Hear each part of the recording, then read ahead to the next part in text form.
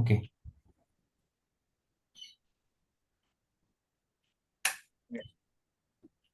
അപ്പൊ ഇന്ന് നമ്മുടെ ചർച്ച ചെറുതായിട്ടൊന്ന് മാറ്റി പിടിക്കാം. അപ്പോൾ കഴിഞ്ഞ ദിവസമൊക്കെ ഇന്റർവ്യൂ പ്രിപ്പറേഷൻ ഇതൊക്കെയായിരുന്നു. അപ്പൊ ഇന്ന് ഒരു കൺസെൻസസിൽ എത്തിയേക്കണേന്ന് വെച്ച് കഴിഞ്ഞാൽ why can we discuss about cloud offerings. ഇപ്പൊ ക്ലൗഡ് ഓഫറിങ്സ് എന്ന് പറയുമ്പോൾ അപ്പോൾ കുറെ ക്ലൗഡ് പ്രൊവൈഡേഴ്സ് ഉണ്ട്, ഇപ്പോൾ വാല്യൂഡഡ് പ്രൊവൈഡേഴ്സും അങ്ങനെയൊക്കെ ആയിട്ട്. പക്ഷെ നമ്മളിപ്പം ഫണ്ടമെന്റലി ഒരു OEM അല്ലെങ്കിൽ ഒറിജിനൽ എക്യുപ്മെന്റ് മാനുഫാക്ചർ എന്നൊക്കെ പറയുന്ന രീതിയിലുള്ള ക്ലൗഡ് എന്ന് പറഞ്ഞു കഴിഞ്ഞാൽ ഈവൻ ക്ലൗഡ് പ്രൊവൈഡേഴ്സ് പോലും അഗ്രഗേറ്റേഴ്സ് ആണ്. പക്ഷേ ആമസോണിന്റെ AWS ആണ് ഫസ്റ്റ് പേര് ക്ലൗഡ് എന്ന് കേൾക്കുമ്പോൾ തന്നെ ആദ്യം വരിക. ഇൻസിഡന്റ്ലി അത് തന്നെയാണ് ഏറ്റവും വലിയ ആദ്യത്തെ സർവീസ്. അത് പൊതുവെ ഒരു ഇൻഫ്രാസ്ട്രക്ചർ ആസ് എ സർവീസ് ആണ് അവരുടെ കോർ കോമ്പറ്റൻസ്. നെക്സ്റ്റ് പോപ്പുലർ ആയിട്ടുള്ള സർവീസ് മൈക്രോസോഫ്റ്റ് അസൂർ ആയിരുന്നു ഒരു കാലത്ത്, വന്ന കാലത്ത്, അതായത് 2009-10 കാലത്ത്.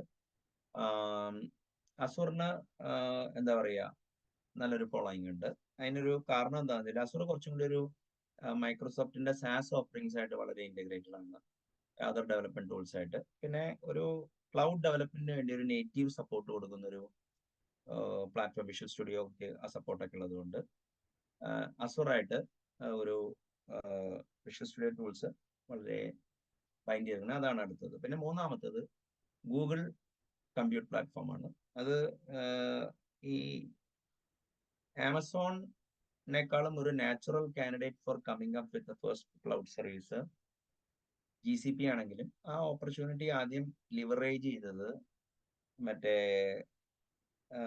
AWS ആണ്. 2006-7 റിലീസ് ചെയ്ത് പോപ്പുലർ ആയപ്പോഴേക്കും 2010 ആയി. ഇനി വേറൊരു ഇതെന്ന് പറഞ്ഞു കഴിഞ്ഞാല് നമ്മുടെ അതർ ക്ലൗഡ് വെണ്ടേഴ്സ് ഉണ്ട്. ഇപ്പൊ ഓപ്പൺ ഷിഫ്റ്റ്, റെഡ് ഹാറ്റിന്റെ. ഈ റെഡ് ഹാറ്റ് ആണ് ശരിക്കും പറഞ്ഞു കഴിഞ്ഞാൽ ക്ലൗഡ് പയനിയർ ചെയ്തത്. പക്ഷെ അവർ മോസ്റ്റ്ലി പ്രൈവറ്റ് ക്ലൗഡ് ആണ് അവർ ഉണ്ടാക്കി കൊടുത്തിരുന്നത്. ഓഫ് കോഴ്സ് അവരുടെ റെഡ് ഹാറ്റ് എന്റർപ്രൈസ് ലൈസൻസ് അതിനെ ചുറ്റിപ്പറ്റി ഒരു ക്ലസ്റ്ററിംഗ് സൊല്യൂഷൻ മാതിരിയാണ്. സ്റ്റേറ്റ് സ്ട്രീറ്റ് ബാങ്ക് ഒക്കെ അതിന്റെ ഏർലിയർ കസ്റ്റമറാണ്, ഞാൻ പിൽക്കാലത്ത് അറിയാമെന്നു. പക്ഷെ നമ്മളിവിടെ ഒരു പബ്ലിക് ക്ലൗഡിനെ കുറിച്ച് പറയുമ്പോൾ ഈ 3 പേരാണ് ഡൊമിനന്റ് ആയിട്ട് ഉള്ളത്. അതായത് മൈക്രോസോഫ്റ്റിന്റെ അസൂർ, ആമസോണിന്റെ AWS, നമ്മുടെ ഇവരുടെ അതായത് GCP, ഗൂഗിൾ കമ്പ്യൂട്ട് പ്ലാറ്റ്ഫോം. ഇനി അതുള്ളപ്പോൾ തന്നെ ഈ ക്ലൗഡിൽ തന്നെ പല സർവീസസുകളുണ്ടെങ്കിലും ബ്രോഡ്ലി ഇപ്പൊ ക്ലൗഡിനെ കുറിച്ച് പറയുകയാണെങ്കിൽ തന്നെ 3 ആസ്പെക്ട് അതിനുണ്ട്: storage, compute, cloud, compute network. Storage, compute, network ആണ് ശരിക്കും പറഞ്ഞു കഴിഞ്ഞാൽ ക്ലൗഡിന്റെ 3 ഫണ്ടമെന്റൽ ആംഗിൾ. ഇനി അതിൽ തന്നെ നമുക്ക് സർവീസസ് എടുക്കുകയാണെങ്കിൽ 5 ഉള്ളത്. ഒന്ന് ഇൻഫ്രാസ്ട്രക്ചർ ആസ് എ സർവീസ്. അപ്പൊ നമുക്ക് ഒരു സെറ്റ് ഓഫ് മെഷീൻസ് പ്രൊവിഷൻ ചെയ്തിട്ട് we should network and cluster it in our own way. അതാണ് ഒരു എന്താ പറയുക ഇൻഫ്രാസ്ട്രക്ചർ ആസ് എ സർവീസ്. രണ്ടാമത്തത് പ്ലാറ്റ്ഫോം ആസ് എ സർവീസ്. ഈ ഒരു നമുക്ക് മെഷീൻ പ്രൊവിഷൻ ചെയ്യാന്ന് മാത്രമല്ല അതിന്റെ മുകളിൽ ആപ്ലിക്കേഷൻസ് ഹോസ്റ്റ് ചെയ്യാൻ പറ്റും. പണ്ട് ആമസോണ് ബീൻ സ്റ്റോക്ക് എന്ന് പറഞ്ഞൊരു പാസ് ഉണ്ടായിരുന്നു, പക്ഷെ അതിനെ കുറിച്ചൊന്നും ഇപ്പൊ അധികം കേൾക്കുന്നില്ല. പിന്നെ മൈക്രോസോഫ്റ്റ് തന്നെ അസൂറിന് വേണ്ടി വേറെ ഡെവലപ്മെന്റ് മോഡലൊക്കെ ഉണ്ടായിരുന്നു. പിന്നെ .NET കോറും മറ്റേതൊക്കെ വന്നു കഴിഞ്ഞപ്പോൾ അവരിപ്പോ .NET കോറാണ് ഇതിന്റെ എന്നുള്ളത്. അപ്പോൾ Lal will actually correct me fine വേറെ എന്തെങ്കിലും ഓപ്ഷൻ ഉണ്ടോ എന്നുള്ളത്. ഇനി ഗൂഗിളിന് ഗൂഗിൾ ആപ്പ് എഞ്ചിൻ ഉണ്ടായിരുന്നു. അപ്പൊ അതൊരു 2014 at least people were actually using it. അപ്പോൾ അതാണ് ഈ പ്ലാറ്റ്ഫോം ആസ് എ സർവീസ്. പിന്നെ സോഫ്റ്റ്വെയർ ആസ് എ സർവീസ് ആണ്. സോഫ്റ്റ്വെയർ ആസ് എ സർവീസിൽ മെയിൻ ആയിട്ട് ഗൂഗിളും മൈക്രോസോഫ്റ്റും ആണ് ലീഡ് ചെയ്ത് നിൽക്കുന്നത്. മൈക്രോസോഫ്റ്റിന് ഓഫ് കോഴ്സ് അവരുടെ Office 365, ഷെയർ പോയിന്റ് അങ്ങനെയുള്ള എല്ലാ സാധനങ്ങളും ഒരു സാസ് ഓഫറിംഗ് ആയിട്ട് മാറ്റി. ഗൂഗിളിനാണെങ്കിലും അതിനെ കമ്പീറ്റ് ചെയ്യുന്ന ഗൂഗിളിന്റെ ഓഫറിംഗ് ഉണ്ട്. നമുക്ക് വേണമെങ്കിൽ 2 സ്ഥലത്തു നിന്നും നമുക്ക് കമേഴ്ഷ്യലായിട്ട് നിങ്ങളുടെ കമ്പനിയുടെ കാര്യങ്ങൾ ഹോസ്റ്റ് ചെയ്യാൻ വേണ്ടി ചെയ്യാം. പിന്നെ ഗൂഗിൾ ഇമെയിൽ അങ്ങനത്തെ കുറെ കാര്യങ്ങൾ പ്രൊവൈഡ് ചെയ്യും. ഇതാണ് സാസ്. അപ്പൊ IaaS, പാസ്, സാസ്. ഇതിനെ SPI മോഡൽ എന്നാണ് ഈ സമയത്ത് വിളിച്ചത്.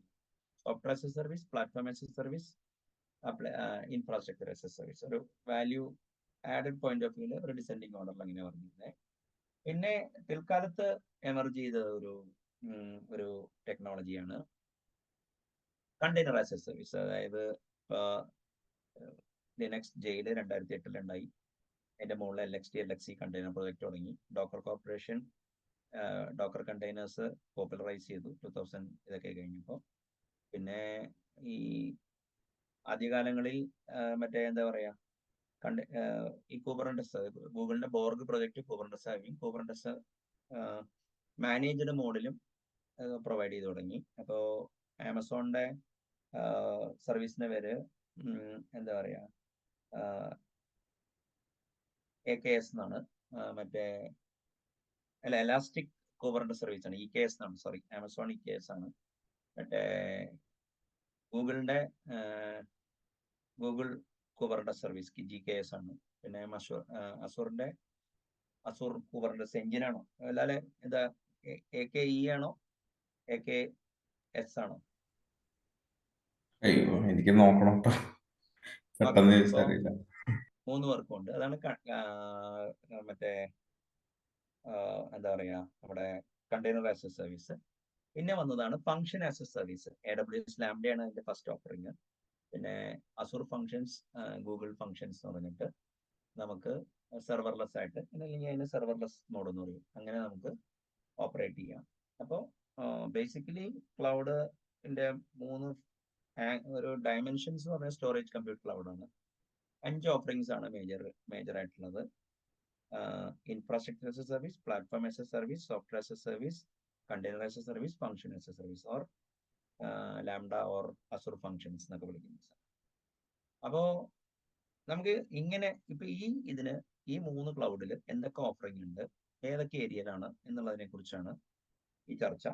അപ്പോ ഇതിന്റെ ഉദ്ദേശം എന്ന് പറഞ്ഞു കഴിഞ്ഞാല് ഈ ഒരു birds eye view of service offerings കിട്ടാൻ വേണ്ടിയാണ്. അപ്പോ ഇന്ന് ഇപ്പോ ഞാൻ ക്ലൗഡിൽ എക്സ്പെർട്ട് ഒന്നുമല്ല.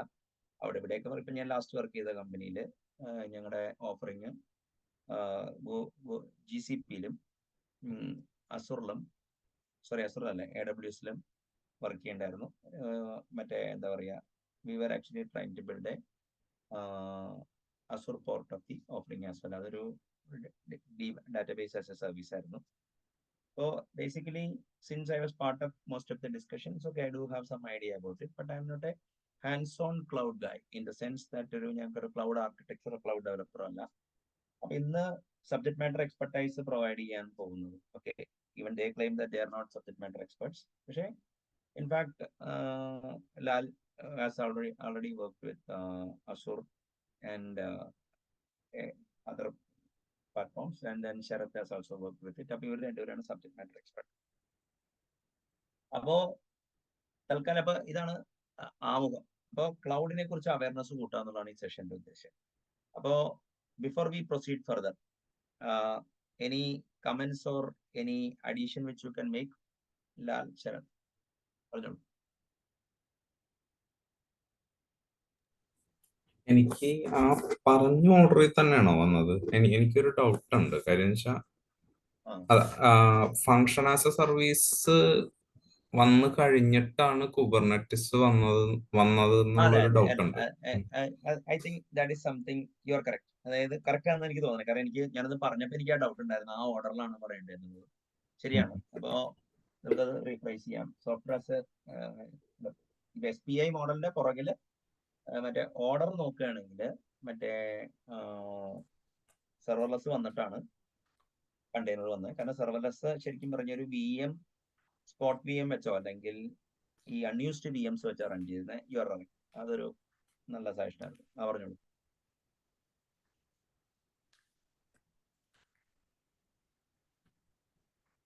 വേറെ ആരാളെ? ഇല്ല, പ്രത്യേകിച്ച് പറയാം നമുക്ക് കാര്യത്തിലോട്ട്. ടേക്ക് ഉണ്ടോ ശ്രേയസ്? പ്രസിദ്ധി, ഞാൻ അധികം ഒരു അരമണിക്കൂറത്തേക്ക് വർത്താനം പറയില്ല. ഞാൻ ബോബയില്ല, സോറി. ഓക്കെ. അപ്പൊ എങ്ങനെയാണ് ഈ ക്ലൗഡ് കമ്പ്യൂട്ടിംഗ് എന്നുള്ള ബീസ്റ്റ് പിന്നെ ലാല് കാണുന്നത്? എങ്ങനെയാണ് ലാൽ അതിനെ എൻകോഡ് ചെയ്യണേ? അതായത് ഏതെങ്കിലും ഒരു ആവശ്യം വന്നു കഴിഞ്ഞാൽ അപ്പോ ആ സർവീസ് ആയിട്ട് പോവുകയാണോ? അപ്പൊ നിങ്ങളുടെ ക്ലൗഡ് ഡെവലപ്മെന്റ് എക്സ്പീരിയൻസിനെ കുറിച്ച് ഒന്ന് പറഞ്ഞു. എന്റെ കാഴ്ചപ്പാടെന്ന് വെച്ച് കഴിഞ്ഞാല് നമുക്ക് ഈ ക്ലൗഡിന്റെ ഏറ്റവും വലിയ യൂസ് ഞാൻ കാണണമെന്ന് വെച്ച് കഴിഞ്ഞാല് CDN അങ്ങനത്തെ കാര്യങ്ങളൊക്കെ, കണ്ടന്റ് ഡെലിവറി ഓ നെറ്റ്വർക്ക് ആണ് ഓക്കെ ഓക്കെ. അത് ഏറ്റവും. ഒരു മിനിറ്റ്, ഞാൻ എൻ്റെ ആ ലിസ്റ്റില് CDN, അതായത് ഈ ഡെലിവറി കണ്ടന്റ് ഡെലിവറി നെറ്റ്വർക്ക് ഒക്കെ അതിനെക്കുറിച്ച് ഓക്കെ CDN ഓക്കെ. ഒരു ഓർഗനൈസേഷന് ഒരു ആവറേജ് അല്ലെങ്കിൽ അബോവ് ആവറേജ് ഓർഗനൈസേഷൻ ഒരു CDN സെറ്റ് ചെയ്തെടുക്കാന്ന് പറഞ്ഞാൽ എളുപ്പം പണിയല്ല. അതിന്റെ കോസ്റ്റും കാര്യങ്ങളും എല്ലാം വരും, പിന്നെ എല്ലാ സ്ഥലത്തും ഇൻഫ്രാസ്ട്രക്ചർ വേണം, അങ്ങനത്തെ കാര്യങ്ങളൊക്കെ. അപ്പൊ അതൊരു ഭയങ്കര അഡ്വാൻറ്റേജ് ആണ് കൊടുക്കുന്നത്. പിന്നത്തെ ഒരു സംഭവം എന്ന് വെച്ച് കഴിഞ്ഞാല് ഒന്നിൽ കൂടുതൽ രാജ്യങ്ങളിലെ ഓപ്പറേഷൻസ് ഉള്ള കമ്പനി ആണെങ്കിൽ പെട്ടെന്ന് ഒരു സ്ഥലത്ത് അപ്പാക്കണമെന്നുണ്ടെങ്കിൽ കമ്പാരിറ്റീവ്ലി ഭയങ്കര എളുപ്പമാണ്. റീജിയൻ ബേസ് ചെയ്തിട്ട് അതായത് നമുക്ക് ഇൻഫ്രാസ്ട്രക്ചർ ഇല്ലേ. ഡിസാസ്റ്റർ റിക്കവറി ആൻഡ് മാനേജ്മെന്റ് അതെ എളുപ്പമായി എന്നാണ് പറയുന്നത് അല്ലേ? അതെ, അതായത് ഓക്കെ. ഈ രണ്ടുമാണ് ഞാൻ മെയിൻ അഡ്വാൻറ്റേജ് കാണുന്നത്. ആ, പിന്നെ അല്ല ഒരു മിനിറ്റ്, ആ, ഞാൻ ആ ചോദ്യം ചോദിച്ച സ്ഥിതിക്ക് ചോദിക്കുകയാണ്. അപ്പൊ ഇപ്പോ ഈ CDN ഒരു ഒരു CDN വേൾഡിന്റെ പല സ്ഥലത്ത് ഹോസ്റ്റ് ചെയ്യാന്ന് പറഞ്ഞു ഒരു കമ്പനി ചെയ്യാറുണ്ട്. പണ്ട് അക്കാമായി അങ്ങനെയുള്ള കമ്പനികൾ ആ സർവീസ് കൊടുക്കുമല്ലോ. ഉം, ഉം, ഉം.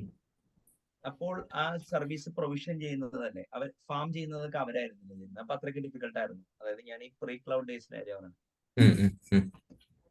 ഇല്ല ഞാൻ ചോദിച്ചെന്നുള്ളൂ കേട്ടോ, ഒരു ഡബിൾ അത് സർട്ടിഫിക്കറ്റ്. ഇല്ല, എനിക്ക് അതിന്റെ അറിയില്ല. പക്ഷെ എനിക്ക് തോന്നണ് അത് വെച്ചിട്ട് ഭയങ്കര എളുപ്പമായി തോന്നുന്നു ഇപ്പോഴത്തെ ക്ലൗഡ് സർവീസുകൾ വരുമ്പോൾ. കാര്യം വെച്ച് കഴിഞ്ഞാൽ ബേസിക്കലി ചെയ്യണമെന്ന് പറഞ്ഞാൽ സ്റ്റാറ്റിക് കണ്ടന്റ് ഏതെങ്കിലും ഒരു S3 ബക്കറ്റിലേക്ക് പുഷ് ചെയ്യുക, ഈ CDNലേക്ക് സിങ്ക് ചെയ്യുക. CDNലേക്ക് സിങ്ക് ചെയ്ത് കഴിഞ്ഞാൽ ആ സിങ്ക് ടൈമിൽ എല്ലായിടത്തും അവൈലബിൾ ആവും അത്.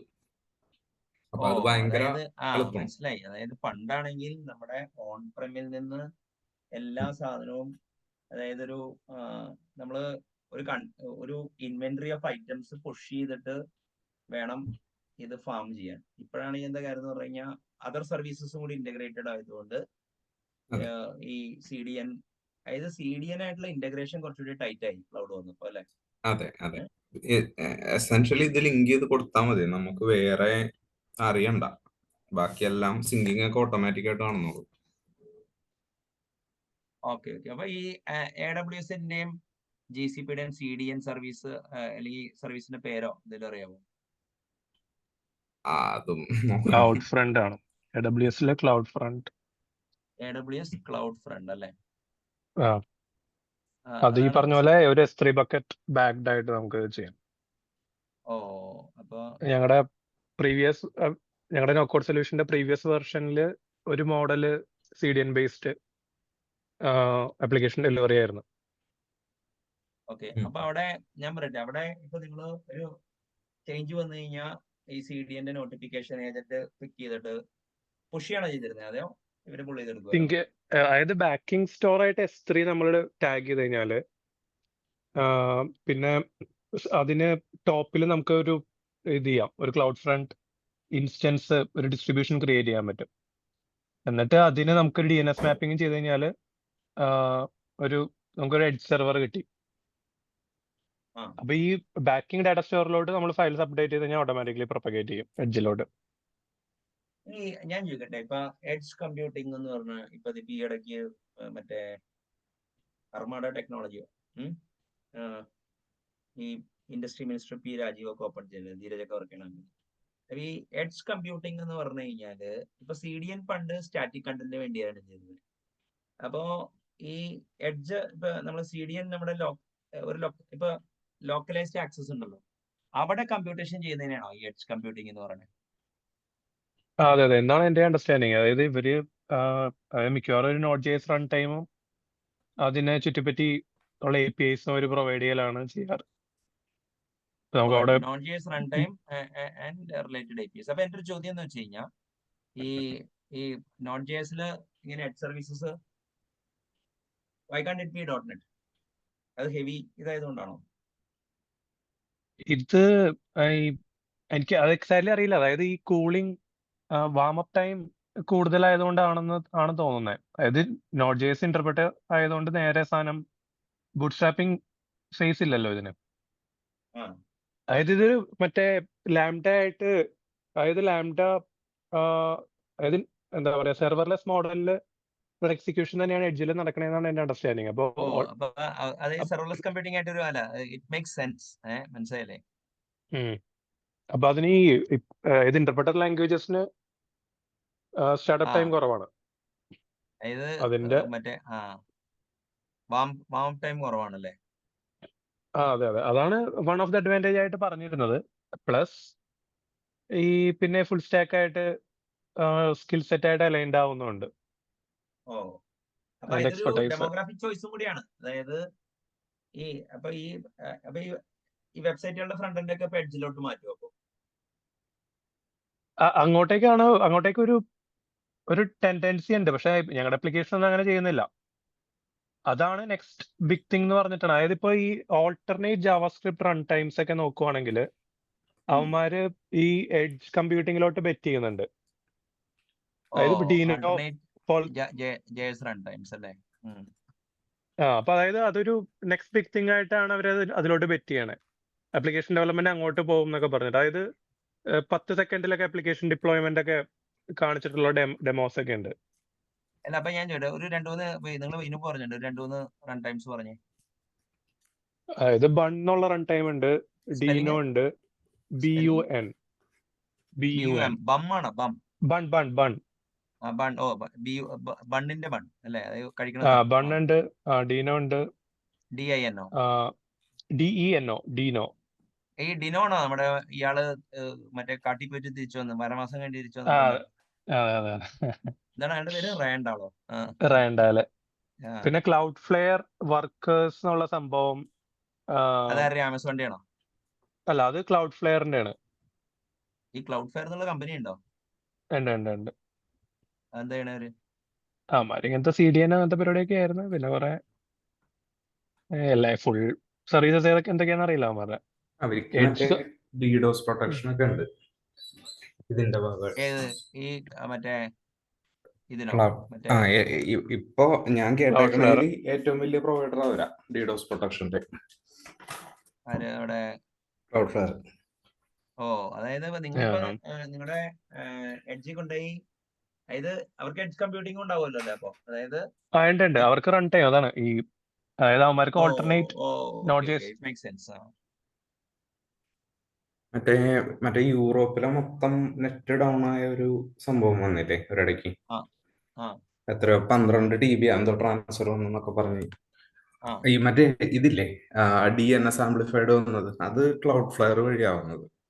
ക്ലൗഡ് ഫ്ലെയർ വഴി എന്ന് പറഞ്ഞു കഴിഞ്ഞാല് അവരുടെ സെർവറിനാണ് ഹിറ്റ് വന്നത്. ഓക്കെ. അപ്പൊ ഈ മറ്റേ ഈ അർമാഡയൊക്കെ അങ്ങനെ അതിൽ ബെറ്റ് ചെയ്യണോണ്ട് വരുന്നതാണല്ലേ? അർമാഡ എനിക്കറിയില്ല കേട്ടോ, എനിക്ക് നിശ്ചയമില്ല അത്. ഒരു മിനിറ്റ് കേട്ടോ, ആ കമ്പനിയുടെ പേര് പറഞ്ഞു. പത്രത്തിൽ ന്യൂസ് കണ്ടിരുന്നേ. ഇത് കുറെ നാൾ മുമ്പാട്ടോ, റീസെന്റ് അല്ല.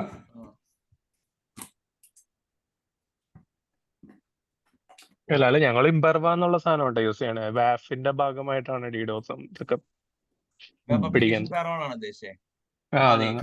US based AI firm opens India's first office at Technopark. Armada grand launch. Industry minister Rajeev ഉണ്ട്. പിന്നെ കുറെ ടെക്കുകളാണ് കാണുന്നത്. എന്നാന്ന് പറഞ്ഞാൽ August 2-നാണത് പ്ലാൻ ചെയ്തത്. എനിക്ക് അതൊരു ഫോർവേഡ് ചെയ്ത് കിട്ടിയതാ. ഓക്കെ. അപ്പൊ അതൊരു ഈ ക്ലൗഡ് കമ്പ്യൂട്ടിങ്ങിന്റെ ഈ ഒരു എന്താ പറയാ അഡ്വാൻറ്റേജ് ആണെന്നുള്ളത് മനസ്സിലായി. ഇനിയിപ്പം രണ്ടാമത് പറഞ്ഞത് നമ്മുടെ ഈ ഡിസാസ്റ്റർ റിക്കവറി മാനേജ്മെന്റ്. അതായത് നിങ്ങൾക്ക് ഈ ഇൻഫ്രാസ്ട്രക്ചർ ഞാൻ പറയട്ടെ, ഇപ്പൊ ഫോർ എക്സാമ്പിൾ ഇപ്പൊ റീജിയൻ സോൺ ഡിപ്ലോയ്മെന്റിനാണ് ഉദ്ദേശിച്ചത്. എന്റെ കേസിലാണോ? അതെ, നമുക്ക് പല റീജിയണിലായിട്ട് ഡിപ്ലോയ് ചെയ്യാം.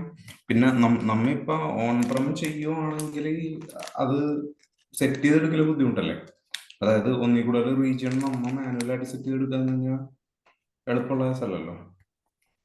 അപ്പൊ ആ ഒരു സംഭവമൊക്കെ ഇതിൽ പോവുമല്ലോ. ഓക്കെ. അതെ, പിന്നെ ഞാൻ പറയട്ടെ, അതല്ലെങ്കിൽ തന്നെ ഈ ഓൺ പ്രമിൽ നിന്ന് നമ്മള് ഈ ഇപ്പൊ പണ്ട് ചെന്നൈയിലോ ബാംഗ്ലൂർ വെള്ളം വന്നിട്ട് കുറെ കമ്പനികളൊക്കെ വന്ന് പല സ്ഥലത്ത് ഓപ്പറേറ്റ് ചെയ്തില്ലേ, ചെന്നൈയിലൊക്കെ വെള്ളം വന്നിട്ട് ആ പ്രോബ്ലം ഒന്നും ഉണ്ടാവില്ല. അത് ക്ലൗഡ് വന്നാൽ തന്നെ ഉണ്ടാവില്ലല്ലോ ശരിക്കും, അല്ലേ? പിന്നെ ക്ലൗഡ് വന്നാലല്ല, നമ്മൾ ഡിപ്ലോയ് ചെയ്യണത് ഏത് റീജിയണിലാണെന്നും എന്തോരം പൈസ അതിന് വേണ്ടി ചെലവാക്കുന്നുണ്ടെന്നുള്ളത് വെച്ചിട്ട്. ഞാൻ ചോദിക്കട്ടെ, ഇപ്പോ ഈ റീജിയൻസ് ഓൺ ഡിപ്ലോയ്മെന്റ് ഉള്ളപ്പോ CDN റെലവൻസ് എന്ന് പറഞ്ഞു കഴിഞ്ഞാൽ ഈ ആക്സസ് പെർഫോമൻസ് കൂട്ടാന്നുള്ളതല്ലാതെ വേറെ ഇല്ലല്ലോ. CDN മെയിൻലി അതാണ്. അതായത് ഏത് സ്ഥലത്തുനിന്ന് ആക്സസ് ചെയ്യുമ്പോൾ മിനിമം ലേറ്റൻസിയിൽ കിട്ടാന്നുള്ള അല്ല, ഡാറ്റ പ്രൊട്ടക്ഷൻ ഉണ്ട്.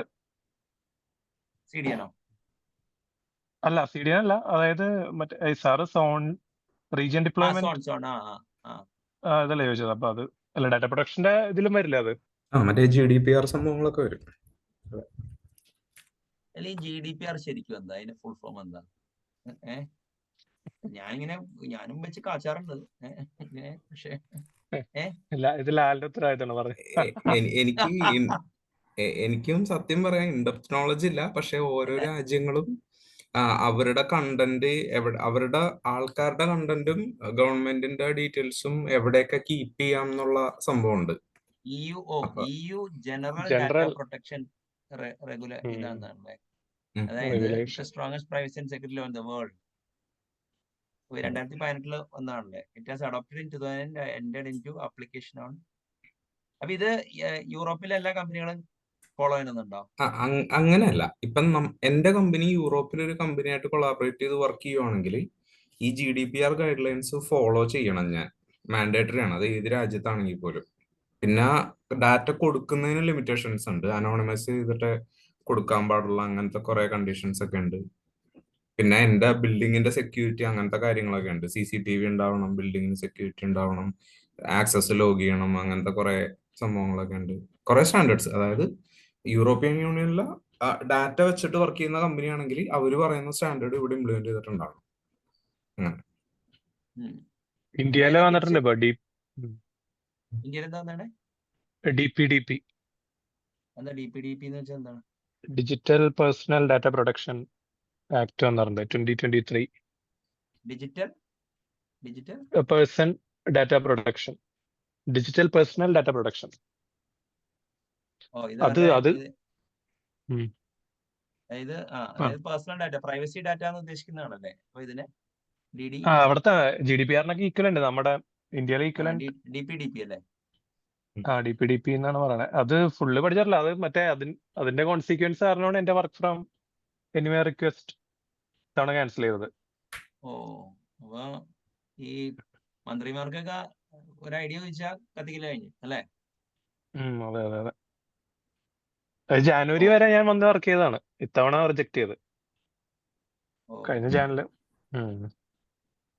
ഇനി യൂറോപ്പിൽ വർക്ക് ചെയ്യണമാര് യൂറോപ്പ് വിടരുത് എന്ന് പറയും. അച്ഛൻ മരിച്ച ആൾക്കാർക്ക് അതില്ല. ഹാർഡ്വെയർ അവിടെ ഡംപ് ചെയ്തിട്ട് പോരായിരിക്കും. ഹാർഡ്വെയർ കൊണ്ടുവരാ, ഓപ്പൺ ആക്കാണ്ടിരുന്ന പണിയെടുക്കാൻ. ഓക്കെ. അപ്പൊ നമ്മളിപ്പോ ക്ലൗഡിന്റെ അഡ്വാൻറ്റേജ് 2 പറഞ്ഞു. ശരത്തിന് എന്തെങ്കിലും പറയാനുണ്ടോ ഇതിന്റെ മുകളിൽ? അല്ല, ഇത് സാറ് പണ്ട് പറഞ്ഞിട്ടുള്ളതാണ് എനിക്ക് എന്റെ മനസ്സിൽ വന്നത്. മറ്റേ ഇത് ഓപ്പറേഷണൽ എക്സ്പെൻഡിച്ചർ ആക്കി മാറ്റുന്നു, ക്യാപിറ്റൽ എക്സ്പെൻഡിച്ചർ. അതാണ് മനസ്സിലായി. ക്യാപെക്സ് ടു ഓപെക്സ് അല്ലേ? അതെ അതെ അതെ. അതാണ് പ്രൈമറി കൺസേൺ ആണ്. അതിൽ പറഞ്ഞത് സെക്കൻഡറി കൺസേൺ ആയിട്ടാണ് എനിക്ക് ഫീൽ ചെയ്യണേ. അല്ല, പിന്നെ ടൈം ടു മാർക്കറ്റ് ഷോർട്ട് ഉണ്ടായില്ല ഭയങ്കരമായിട്ട്. അതെ അതെ. പിന്നെ ഇത് മറ്റേ എക്സ്പെരിമെന്റേഷനുള്ള പോസിബിലിറ്റി കൂടി വെർച്വൽ. അതെ അതെ. ടൈം ടു മാർക്കറ്റിന്റെ കേസ് പറയാൻ പറ്റുമോ? നമ്മുടെ ഇൻഫ്ര അല്ല, പണ്ട് ക്യാപിറ്റൽ എക്സ്പെൻഡിച്ചർ ബജറ്റ് അപ്രൂവ് ആയി വന്ന് ഹാർഡ്വെയർ ഒക്കെ വന്ന് കേബിൾ ഒക്കെ ഇട്ട് നെറ്റ്വർക്ക് ഒക്കെ സെറ്റ് ആകുമ്പോൾ എത്ര സമയം എടുക്കും? ആ ഒരു ഇതിലാണ് ഇത് ചെയ്തത്. പിന്നെ വാട്ട് ഇഫ് അനാലിസിസ് നടത്താം. സൂക്ഷിച്ചില്ലെങ്കിൽ വെർച്വൽ ആയതുകൊണ്ട് സൂക്ഷിച്ചില്ലെങ്കിൽ ബില്ലടിച്ച് കൂടാനുള്ള പൊട്ടൻഷ്യലും അതാണ്. കൂടിയിട്ടുണ്ട്. അതായത് അതെ. എല്ലാ ഈസിനും ഒരു ക്യാച്ച് ഉണ്ടെന്ന് പറഞ്ഞാൽ മതി അല്ലെ? അതെ ഉം. അതെ അതെ. ഉം. ബാങ്ക്രപ്റ്റ് ആവാൻ വേറെ വഴിയൊന്നും വേണ്ട. ഓക്കെ. അപ്പോ ഇനിയിപ്പോ വേറെ എന്തെങ്കിലും ആഡ് ചെയ്യാനുണ്ടോ? അല്ല അപ്പൊ ഞാൻ വേറെ ആയിരുന്നു ചോദിക്കട്ടെ. ഈ ഒരു പണ്ട് ഇൻഫ്രാസ്ട്രക്ചർ ഹാർഡ് ഇൻഫ്രാസ്ട്രക്ചർ ആയിരുന്നു വെച്ചാൽ ക്ലൗഡ് കമ്പ്യൂട്ടിങ്ങിന് മുമ്പത്തെ സ്റ്റേജ് ഇപ്പൊ 2010 വെക്കാം കട്ട് ഓഫ്. ഉം. അതിന് മുമ്പ് മിക്കവരും ഓൺ പ്രമും അങ്ങനെയൊക്കെയാണ്. ക്ലൗഡ് എന്നാലും 2010 വളരെ കുറച്ച് കണ്ടിട്ട് 2015 ആയിരിക്കും കുറച്ചും കൂടി ഒരു അപ്രോപ്രിയേറ്റ്. ഇതിനുശേഷം 2010 വെക്കും for the sake of argument. അപ്പോ ഈ പണ്ട് ഇൻഫ്രാസ്ട്രക്ചർ ഉണ്ട്, ഇന്നും ഇൻഫ്രാസ്ട്രക്ചർ ഉണ്ട്. ഇന്ന് ഇൻഫ്രാസ്ട്രക്ചർ വെർച്വലൈസ്ഡ് ആയതുകൊണ്ട് യുണിക്സ് കമാൻഡ് ലൈനിൽ ഫെമിലിയർ ആയിട്ടുള്ള ഒരാൾക്ക് അത് ആക്സസ് ചെയ്യാൻ പറ്റണം എന്നുള്ളതുകൊണ്ട് ഈ ഡെവലപ്പേഴ്സ് എന്തോരം ക്ലൗഡ് പഠിക്കുന്നതാണ് എന്റെ ചോദ്യം. ഡെവലപ്പേഴ്സ് ഇത് ക്ലൗഡ് ചോദിക്കാൻ പറ. കാരണം അല്ല സോറി ഞാൻ ചോദിക്കാൻ കാരണം എന്ന് പറഞ്ഞാൽ ഇന്നിപ്പോ ഒരു പുതിയ അസുഖം തുടങ്ങിയിട്ടുണ്ട്. അതായത് മൈക്രോ സർവീസസ്, ഊബർനെറ്റസ്, ക്ലൗഡ്, പിന്നെ എന്താ പറയാ ഈ ഇൻഫ്രാസ്ട്രക്ചർ, ഇതെല്ലാം കൂടി അവിയല് ഇതായിട്ട് അത് പഠിക്കണം എല്ലാം അറിഞ്ഞാലേ വിവരമുള്ളൂ എന്നുള്ളൊരു തോന്നലുണ്ട് ഇപ്പൊ. അപ്പൊ എന്ത് ചെയ്യും ഒരാള്? അത് ഞാനിപ്പോ ഈ പഠിച്ചുകൊണ്ടിരിക്കുക. പറഞ്ഞോ. അല്ല, അതായത് അത് ഡിവിഷൻ ഓഫ് ലേബറിനെ പറ്റി ധാരണയില്ലാത്ത ആൾക്കാർക്കാണ് ഈ പ്രശ്നം. ഈ ഇൻഫ്രാസ്ട്രക്ചർ പ്രൊവിഷനിങ്, അത് മെയിൻ്റനൻസ് ഡെവോപ്സിന്റെ പണിയാണ് ഇപ്പോ. അപ്പോ ടെക്നോളജി ലീഡർഷിപ്പിലുള്ള ആൾക്കാർക്ക് അതിന്റെ ഹോളിസ്റ്റിക് അണ്ടർസ്റ്റാൻഡിംഗ് ആണ് വേണ്ടത്. അതായത് പല വെക്ടേഴ്സിലുള്ള സ്കീമാറ്റിക് അണ്ടർസ്റ്റാൻഡിംഗ്, അതിന്റെ കോൺസിക്വൻസ് അറിയണം. കോൺസിക്വൻസ് അറിയണം. അതെ അതെ അതെ. ഓക്കെ. ഞാൻ അതിലൊരു ഡൗട്ട് ചോദിക്കട്ടെ. ഇപ്പോ മെയിൻ്റനൻസ് ഓക്കെ, ഡെവോപ്സ് റെസ്പോൺസിബിലിറ്റി ആണെന്ന് പറയാം. പക്ഷേ ഒരു സർവീസ് സ്റ്റാർട്ട് ചെയ്യുന്ന, അതായത് ഒരു പർട്ടിക്കുലർ സംഭവം യൂസ് ചെയ്യുന്നത് അത് ഡെവലപ്പറിന്റെ റെസ്പോൺസിബിലിറ്റി ആയിട്ട് വരില്ലേ? കാര്യം എന്റെ കമ്പനിയിൽ ഇപ്പൊ ഉണ്ട്. ഇപ്പൊ എനിക്കൊരു SQL വേണം, അല്ലെങ്കിൽ എനിക്കൊരു S3 ബക്കറ്റ് വേണം. ആ S3 ബക്കറ്റ് ഞാൻ ക്രിയേറ്റ് ചെയ്യണം. അല്ല, ഇല്ല പറഞ്ഞു. അല്ല, അത് ഈ ലാൽ അതായത് ടെറാഫോമിൽ ഈ സാധനം സ്പെസിഫൈ ചെയ്യാൻ അറിയണം എന്നാണോ പറയണേ? അതെ അതെ. അപ്പൊ അങ്ങനെ പറയുക, അങ്ങനെ ചെയ്യാൻ അറിയാമെങ്കിൽ ആരായിരിക്കും പോളിസിയും കാര്യങ്ങളൊക്കെ ഓൺ ചെയ്യുന്നത്?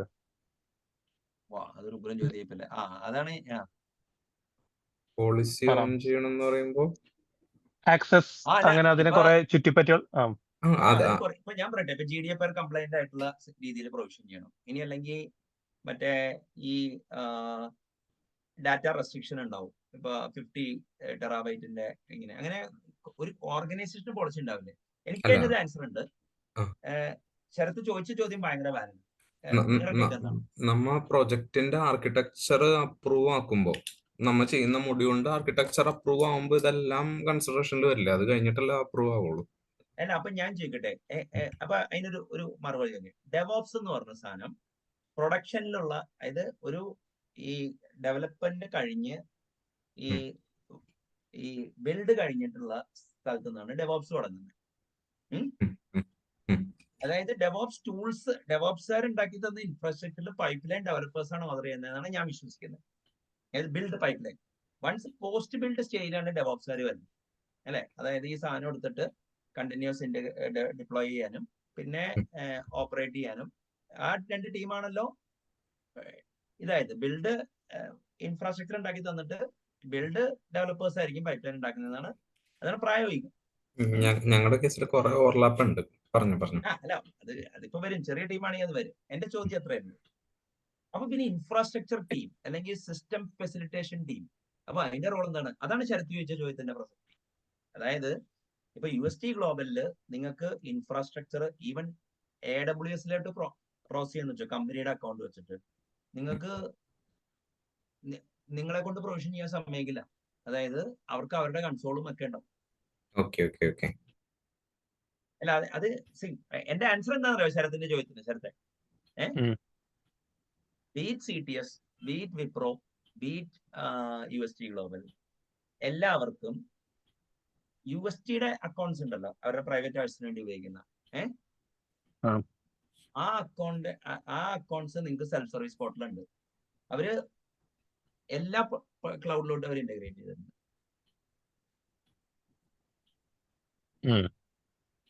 അപ്പൊ അതായത് ഈ ലാല് പറഞ്ഞു അതായത് റിസോഴ്സ് പ്രൊവിഷനിങ് എന്നുള്ളത് ഒരു ലീൻ ടീമില് മറ്റേ ഒരു കൺട്രോൾഡ്, ഇപ്പൊ ഞാൻ പറയട്ടെ, ഈ മിക്ക കമ്പനീസും ഒരു മൾട്ടി ടെനന്റ് കമ്പനീസ് മാതിരി, അതായത് കമ്പനീസ് വിത്തിൻ കമ്പനീസ് ഉണ്ട്. അപ്പൊ അവിടെ ഒരു സ്ട്രിക്റ്റ് അക്കൗണ്ടിങ് ബൗണ്ടറീസ് ഉണ്ട്, ചാർജ് ബാക്ക് എങ്ങോട്ട് ചെയ്യണം എന്നുള്ളത്. അപ്പൊ ലാലിന്റെ അവിടെ അത് ഉണ്ടാവില്ലായിരിക്കും. കാരണം വിത്തിൻ ചിലപ്പോൾ നിങ്ങളുടെ ആ പ്രൊജക്ട് തന്നെയായിരിക്കും ക്ലൗഡ് അക്കൗണ്ടായിട്ട് ബന്ധപ്പെട്ട് കിടക്കണം. അങ്ങനെയാണെങ്കിൽ അവിടെ നിങ്ങൾക്ക് ചിലപ്പോൾ ചെയ്യാനുള്ള അവസരം കിട്ടും. പക്ഷെ നിങ്ങൾക്ക് ഒരു മൾട്ടിപ്പിൾ ഡെവലപ്മെന്റ് സ്ട്രീംസ് ഉള്ള ഷെയർഡ് അക്കൗണ്ട് ഉള്ള സ്ഥലത്ത് പറ്റൂ.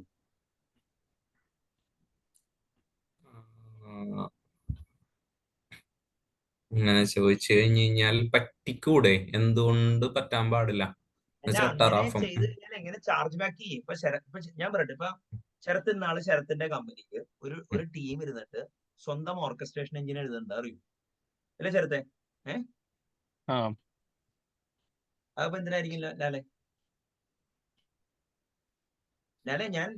ഞാൻ ലാലിനെ ചലഞ്ച് ചെയ്യല്ല, ഇങ്ങനൊരു റിയാലിറ്റി ഉണ്ടെന്ന് പറയാണ്. അല്ല, ഞാൻ അത് ആലോചിക്കണത് അതൊരു ചലഞ്ചായിട്ട് വന്നത് എന്തുകൊണ്ടാണെന്നാണ് ഞാൻ ആലോചിക്കണത്. കാര്യം ഇത് അങ്ങനെ അല്ല, ചാർജ് ബാക്കും അല്ലെങ്കിൽ അക്കൗണ്ട് ഇപ്പൊ എന്നുള്ള അക്കൗണ്ട് AWSന്റെ അക്കൗണ്ട് വെച്ചിട്ട് അവര് വെറുതെ വെർച്വൽ മെഷീനൊക്കെ തുറന്നിടും. ചിലപ്പോ പ്രോറാറ്റ ബേസിസിൽ ചാർജ് ബാക്ക് ചെയ്ത് കഴിഞ്ഞാൽ ക്ലൗഡ് ഉപയോഗിക്കാത്ത അക്കൗണ്ടിന് വരെ ബെറ്റിംഗ്. അല്ല, ഇപ്പൊ ഞാൻ പറയട്ടെ, ഇപ്പൊ ഞാൻ ഒരു ടെറാഫോം സ്ക്രിപ്റ്റ് ഉണ്ടാക്കി, ഒരു ഇൻഫ്രാസ്ട്രക്ചർ സെറ്റപ്പ് ചെയ്യാൻ ടെറാഫോം സ്ക്രിപ്റ്റ് എടുക്കുന്നുണ്ട്. അത് ഏത് അക്കൗണ്ടിന് അഗൻസ്റ്റ് റൺ ചെയ്യണമെന്ന് അതിന്റെ പൈപ്പ് ലൈനിൽ എനിക്ക് തീരുമാനിക്കാമല്ലോ. അങ്ങനെയല്ല, അങ്ങനെ ഞാൻ പറഞ്ഞില്ലേ, ഞാൻ ഒരു പർട്ടിക്കുലർ കമ്പനിയുടെ ഇൻഫോർമേഷൻ സിസ്റ്റം IS ഡിപ്പാർട്ട്മെന്റിന്റെ ഉള്ളിൽ നടക്കുന്ന കാര്യങ്ങൾ പറഞ്ഞത്. അവർക്ക് കോർപ്പറേറ്റ് എക്സ്പെൻസസ് ചാർജ് ബാക്ക് ചെയ്യണം അക്കൗണ്ട്സ് ബേസ്ഡ് ഓൺ യൂസേജ്. ഇനിയിപ്പോ ക്രെഡൻഷ്യൽസ് ഒക്കെ ഒരു ഡെവലപ്മെന്റ് ടീമിന് കൊടുക്കാൻ അവർക്ക് തയ്യാറല്ലെങ്കിലോ?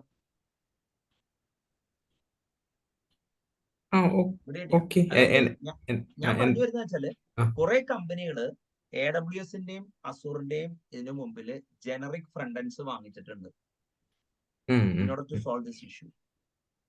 അപ്പോ നിങ്ങള് ഇപ്പൊ ഇൻഫോസിസിലൊക്കെ പോയി നിങ്ങൾ AWS ഡയറക്ട്ലി പ്രൊവിഷൻ ചെയ്യുന്ന അക്കൗണ്ട്സ് വളരെ കുറവുണ്ടാവും. അത് ക്ലയന്റ് മാനേജർ അക്കൗണ്ട് ആയിരിക്കും.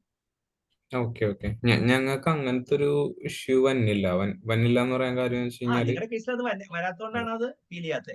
അപ്പൊ നിങ്ങളുടെ അവിടെ അറിയേണ്ടി വരും. ഇനിയിപ്പോ ഞാൻ പോട്ടെ, ഇങ്ങനെ ഒരു സാധനം ഇല്ല. എത്ര സമയം എടുക്കും ഒരാൾക്ക് ആ ടൈപ്പ് ഒരു ക്ലൗഡ് പ്രൊഫിഷ്യൻസി വെക്കാൻ? അയാൾ ഒരു ആവറേജ് ഡെവലപ്പറാണ്, ഒരു .NET ഡെവലപ്പർ ആണെന്ന് വെച്ചു. ഞങ്ങൾക്ക് അവര് ചെയ്തേക്കുന്ന സംഭവം എന്ന് വെച്ച് കഴിഞ്ഞാൽ കോഴ്സസ് ഉണ്ട്. അപ്പൊ ഞങ്ങള് ഫോളോ ചെയ്യണമെന്ന് പറഞ്ഞു കഴിഞ്ഞാൽ കോഴ്സ് കംപ്ലീറ്റ് ചെയ്യും. കോഴ്സ് കംപ്ലീറ്റ് ചെയ്ത് കഴിഞ്ഞിട്ട് ഓൾറെഡി ഉള്ള സാധനങ്ങൾ റെഫർ ചെയ്തിട്ട് അത് വെച്ചിട്ടാണ് ക്രിയേറ്റ് ചെയ്യണത്. എന്നിട്ട് ഓൾറെഡി ചെയ്തിട്ടുള്ള ആരോടെങ്കിലും ചോദിക്കും, വെരിഫൈ ചെയ്യാൻ പറയും, അവർ റിവ്യൂവർ ആയിട്ടിടും, അവർ വെരിഫൈ ചെയ്യും. അങ്ങനെയാണ് പോണത്. അതൊരു എക്സ്പെർട്ട് എന്നുള്ളതിലേക്ക് എത്താൻ ടൈം എടുക്കുമായിരിക്കും. ഇപ്പൊ ഞാൻ പറയട്ടെ, രണ്ട് രീതിയിലുണ്ട്. ഒരു ഡെവോപ്സ് ഇന്റർവ്യൂ പാസ്, ഡെവോപ്സ് അല്ല, അല്ലെങ്കിൽ ഒരു ക്ലൗഡ് ഇന്റർവ്യൂ. ക്ലൗഡ് തന്നെ ക്ലൗഡ് ആർക്കിടെക്ട് ഉണ്ട്, മനസ്സിലായില്ലേ? പിന്നെ ക്ലൗഡ് സ്ട്രാറ്റജിസ്റ്റ് ഉണ്ടാവാം, പിന്നെ ക്ലൗഡ് ഇൻഫ്രാസ്ട്രക്ചർ എക്സ്പെർട്സ്, അങ്ങനെ പല രീതിയിൽ പൊസിഷൻ ഉണ്ടല്ലോ. അപ്പോ എന്റെ ചോദ്യം എന്താന്ന് വെച്ച് കഴിഞ്ഞാൽ, ഇപ്പൊ ക്ലൗഡ് എന്ന് പറഞ്ഞ സാധനം ഒരു everything which you can do in computing can be done on A cloud now, അല്ലേ? അപ്പോ ഒരാള് ഒരു പ്രാക്ടിക്കൽ സെൻസിൽ ഒരു കോർ സർവീസ്, ഒരു 10 സർവീസ് കൂടുതലൊന്നും ടച്ച് ചെയ്യാൻ വഴിയില്ല, അവൻ ആവറേജ്. പക്ഷെ ആമസോണിലൊക്കെ 5000 സർവീസ് ഉണ്ടാവും. ഉം, ഉം, ഉം. അപ്പൊ അതെ. ഇവിടുത്തെ ആൾക്കാരുടെ ഇന്റർവ്യൂ പാറ്റേണും ചോദ്യങ്ങളും അതിനെക്കുറിച്ച് വിവരമുണ്ടെന്ന് ഒരാൾ സമ്മതിക്കണം എന്നുണ്ടെങ്കിൽ, അതായത് ഇപ്പൊ നിങ്ങൾ ഡെയിലി ക്ലൗഡില് അസൂറിൽ ചെയ്യണ്ടാവും, പക്ഷെ അവർ ചോദിക്കുന്ന ചോദ്യത്തിന് ഉത്തരം പറഞ്ഞില്ലേ നിങ്ങൾക്ക് ക്ലൗഡ് അറിഞ്ഞൂടാന്ന് പറയും. ഇവിടെ കിട്ടിയ അതെ, അതെ. ആ ഒരു പോയിന്റ് ഓഫ് വ്യൂല് എങ്ങനെയാണ് ഒരാള് ഇപ്പൊ ക്ലൗഡ് ചെയ്യാൻ വേണ്ടി പഠിക്കുന്നതെന്ന് പറഞ്ഞു കഴിഞ്ഞാൽ അത്ര വലിയ ഡിഫിക്കൽട്ട് ഒന്നുമല്ല. ഒരു പ്രൊസീജിയറൽ സ്കിൽസ് ആയിട്ട് ഞാൻ കാണുന്നത്. നമ്മൾ ചെയ്യുമ്പോൾ ടാസിക് സ്കിൽസ് കൂടും. ഇന്ന് നമുക്ക് കുറെ ടൂൾ കിറ്റ്സ് അവൈലബിൾ ആണ്. ഇപ്പൊ ഡെവോപ്സിന് തന്നെ ഡെവോപ്സ് ടൂൾ കിറ്റ് എന്ന് പറഞ്ഞ packet publishing series of books ഇറക്കിയിട്ടുണ്ടായിരുന്നു. മനസ്സിലായില്ലേ? അപ്പൊ എനിക്ക് മനസ്സിലായെന്ന് വെച്ചാൽ അതിലൂടെ പോയി ഒരു ക്ലൗഡിൽ 2-3 മെഷീൻ പ്രൊവിഷൻ ചെയ്ത് കഴിഞ്ഞാൽ ആർക്കും ഒരു മാസം കൊണ്ട് അറ്റ്ലീസ്റ്റ് ക്ലൗഡിൽ ലിറ്ററസി ഉണ്ടാകും. അതില് ഞാനൊരു ഡൗട്ട് പറയട്ടെ. AWSല് അവര് 100 സർവീസുകൾ കൊടുക്കുന്നുണ്ട്. അപ്പൊ ആ ഓരോ സർവീസുകളും ചില സാധനങ്ങൾ ഭയങ്കര സിമിലർ ആയിരിക്കും, ചില സാധനങ്ങൾ ഭയങ്കര ഡിഫറെന്റ് ആയിട്ടുള്ള സംഭവങ്ങളായിരിക്കും.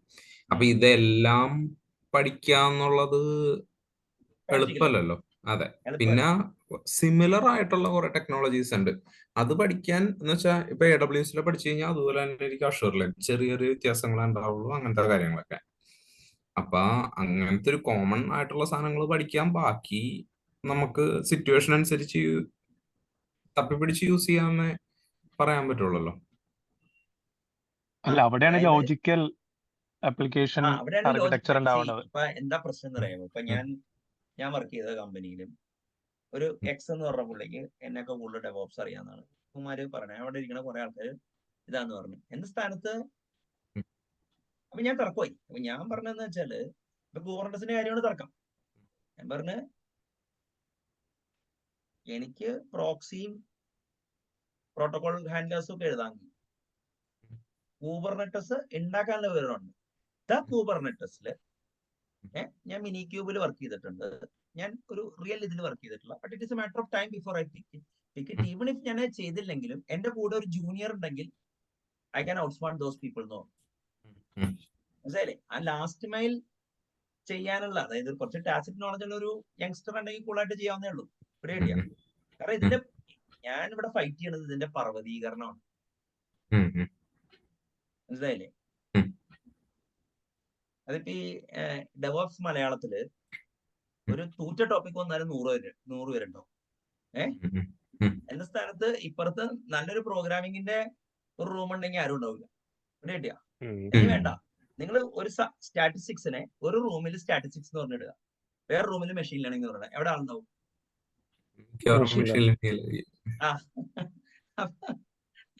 അല്ല, അത് സിസ്റ്റം മറ്റേ അല്ല AWSന്റെ സാർ മറ്റേ പണ്ട് സാറ് പറയായിരുന്നില്ല, ലൈബ്രറി ജാവക്കാരുടെ ലൈബ്രറി പറഞ്ഞ് പഠിപ്പിക്കുന്നു. അതിന്റെ സെയിം ഫിനോമിനാണ് ക്ലൗഡ് സർവീസ് പറഞ്ഞ് നടക്കുക. ആക്ച്വൽ ഡിസൈൻ അല്ല, ആക്ച്വൽ ഡിസൈൻ ക്ലൗഡ് അഗ്നോസ്റ്റിക് ആണ് ഓൾവേസ്. അതന്നെ. ഇപ്പൊ എന്റെ ചോദ്യം എന്താന്ന് വെച്ച് കഴിഞ്ഞാൽ, മെയിൻ പ്രശ്നം എന്താ അറിയാമല്ലേ? അതായത് ഇപ്പൊ ഞാനിപ്പോ ഒരു സിസ്റ്റം ആർക്കിടെക്ട് ചെയ്യണം. ഓക്കെ, ഈവൻ കപ്പാസിറ്റി പ്ലാൻ ചെയ്യുകയാണെങ്കിലും അതിന്റെ പ്രൊവിഷനിങ് മോഡാലിറ്റി അല്ലേ ചേഞ്ച് ചെയ്തോളൂ. വേറെന്താ ചെയ്തേക്കണേ? അതിപ്പോ എന്താ കൂബർനെറ്റസിന്റെ എക്സാമ്പിൾ പറഞ്ഞപ്പോ എന്റെ കൂബർനെറ്റസിന്റെ നോളജ് ഫാർ സുപ്പീരിയർ ടു അത് ചെയ്യണവനേക്കാൾ ഉണ്ടായിരുന്നു. അതിപ്പോ നമ്മുടെ നാട്ടില് എന്താ പറയാന്ന് വെച്ച് കഴിഞ്ഞാല് അബ്സ്ട്രാക്ട് ആയിട്ട് പണികളൊന്നും ഇല്ലല്ലോ. എല്ലാം നിനക്ക് ഓടിയാൻ പറ്റും, നിനക്ക് ഇത് ചെയ്യാൻ പറ്റുമോ? നിനക്ക് അതറിഞ്ഞൂടെ? എന്നിട്ടാണ് ഇതാണ് പ്രശ്നം. ഏതാ? അല്ല, മറ്റേ സിനിമയില് സീഡ് റൈറ്റ് ചെയ്യാൻ അറിയോ? അല്ല, അതിപ്പോ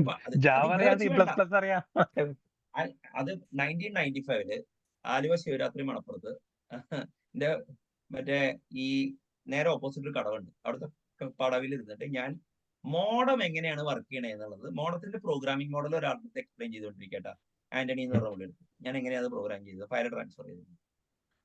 അപ്പോ മുകളിലിരിക്കുന്ന ഒരു അപ്പൂപ്പൻ വന്ന് ചോദിച്ചേ, എന്റെ ചെറുമകൻ എനിക്കൊരു മോഡം കൊണ്ടുവന്നുണ്ട്, അത് ഉപയോഗിക്കാൻ എനിക്കാണ് മര്യാദക്ക് പറ്റുന്നില്ല, അത് എന്റെ വീട് ഇവിടെ തൊട്ടടുത്താണ്, ഒന്ന് ഹെൽപ്പ് ചെയ്യാമെന്ന് ചോദിച്ചു. ഞാൻ പറഞ്ഞു, അല്ല എനിക്ക് മോഡം ഉപയോഗിക്കാനില്ല. അത് ഈ മറ്റേ ഏതെങ്കിലും ഇന്റർനെറ്റ് സർവീസ് കൊടുക്കുന്ന അങ്ങനെ ഇല്ല. ഉം, എനിക്ക് അറിയാവുന്ന ആളുടെ ഞാൻ പറഞ്ഞു. അപ്പൊ താൻ ഈ പറഞ്ഞൊക്കെ വെറുതെ നുണയാണ്. അപ്പൊ ഞാൻ ആ, ഞാൻ- അപ്പൊ ഞാനവിടെ പറഞ്ഞ എന്താണ്, ഓക്കെ, അതായത് നമ്മള് RS-232 ചിപ്പാണ് നമുക്ക് പ്രോഗ്രാം ചെയ്യുന്നത്, UART എന്ന് പറയും. അതിന് ഒരു പർട്ടിക്കുലർ ഇന്ററപ്റ്റിലേക്ക് നമ്മൾ ഈ കോമ്പോർട്ടിന് ഇന്ററപ്റ്റ് ഏതാ കണ്ടുപിടിച്ചിട്ട് അതിന്റെ ഒരു ഇന്ററപ്റ്റ് സർവീസ് ഹാൻഡലർ എഴുതും. എന്നിട്ട് അതിന്റെ ഉള്ളിൽ നിന്ന് നമുക്ക് കോൾ ബാക്ക് മാതിരി സാധനം വരും. എന്നിട്ട് നമ്മൾ ഞാനതൊക്കെ പറഞ്ഞുകൊണ്ടിരിക്കണേ ഉം, റെഡിയാ. ഉം, ഉം, അതായത് I didn't know how to operate a modem, but um, ഞാൻ ഇതിന്റെ പ്രോഗ്രാമിംഗ് മോഡലിനെതിരെ കോഡ് ചെയ്ത് ഞാൻ ഫയൽ ട്രാൻസ്ഫർ ചെയ്തു.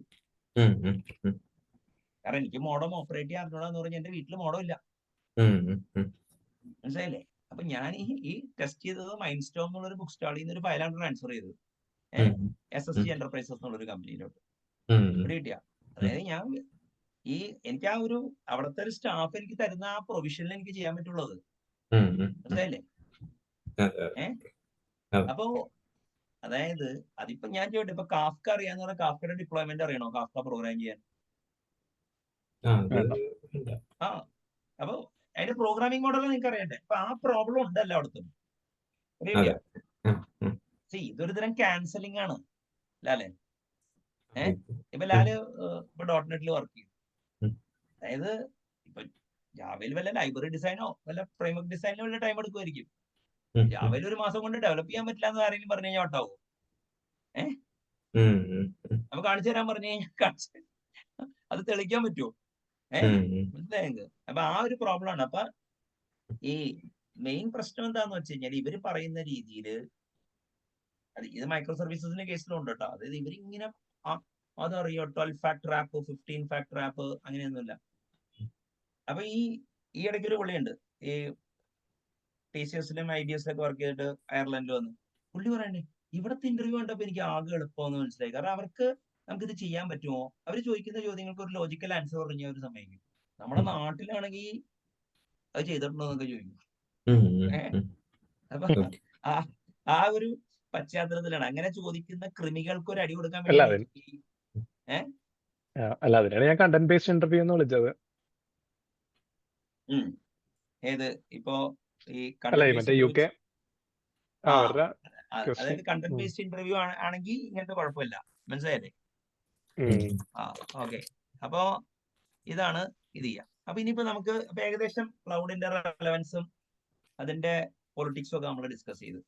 അപ്പോ ഈ നമുക്ക് ഇപ്പോ ഈ പാസ് സർവീസ് ഇല്ലേ, ഈ അസൂറിന്റെ പാസിനെ എന്താ വിളിക്കുന്നത്? അല്ല, അസൂറിന് പാസ് ഉണ്ടോ? ഇവിടെ പാസ് പറയുന്നത് ഇപ്പോ ഡാറ്റാബേസ് അല്ല അല്ലെങ്കിൽ ഇപ്പൊ അങ്ങനെ അല്ല സ്പാർക്കിൻ. അല്ല അത് എത്തിയിട്ടില്ല. കാരണം അവിടെ ഒരു ഇന്നവേ ക്ലാസിക്കൽ പാസ് എന്ന് പറഞ്ഞാൽ എന്തായിരുന്നു വെച്ചാൽ, ഇപ്പൊ നിങ്ങൾ പറഞ്ഞ എനിക്ക് മനസ്സിലായി. ഇൻഫ്രാസ്ട്രക്ചർ സർവീസ് നമുക്ക് 3 പേർക്കും ഡൗട്ട് ഇല്ലല്ലോ. ഇല്ല. ഈ പ്ലാറ്റ്ഫോം ആസ് എ സർവീസ് എന്ന് പറഞ്ഞാൽ ക്ലാസിക്കൽ ഡെഫിനിഷൻ എന്താണെന്ന് വെച്ചാൽ, ഗൂഗിൾ ആപ്പ് എഞ്ചിൻ വെച്ചിട്ടോ മൈക്രോസോഫ്റ്റിന്റെ അസൂർ പ്രോഗ്രാമിംഗ് മോഡൽ വെച്ചിട്ടോ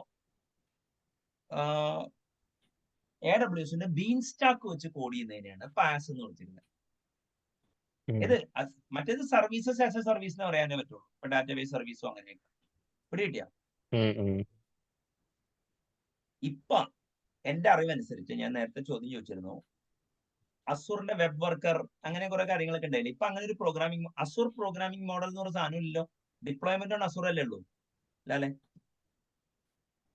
അതെ, അതെ, അതെ. ഡിപ്ലോയ്മെന്റ് ഉള്ളൂ. അപ്പൊ മൈക്രോസോഫ്റ്റിന് ഒരു ഡിഫോൾട്ട് പാസ് ഇല്ല ഇപ്പൊ. അതായത് ഉണ്ടെങ്കിൽ തന്നെ .NET Core ആണ്.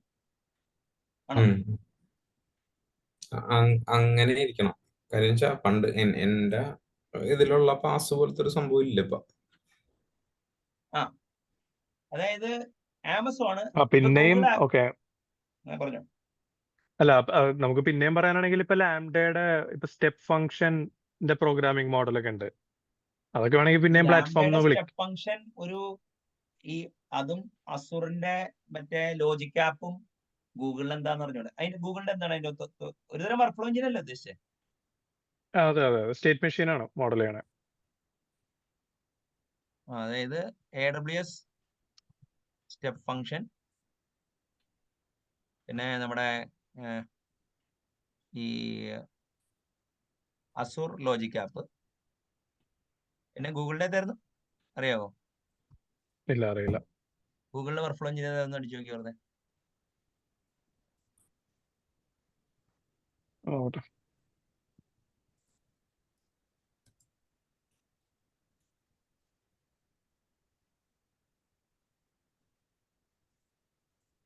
ഗൂഗിൾ അല്ലെങ്കിൽ ക്ലൗഡ് വർക്ക് ഫ്ലോസ് ഉണ്ട്, Google Google cloud cloud, composer ഉണ്ട്.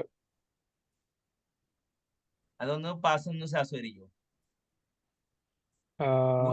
ആദ്യം പറഞ്ഞെന്താ? Google Google cloud cloud workflows വർക്ക്ഫ്ലോസും allows you to Google define a series of.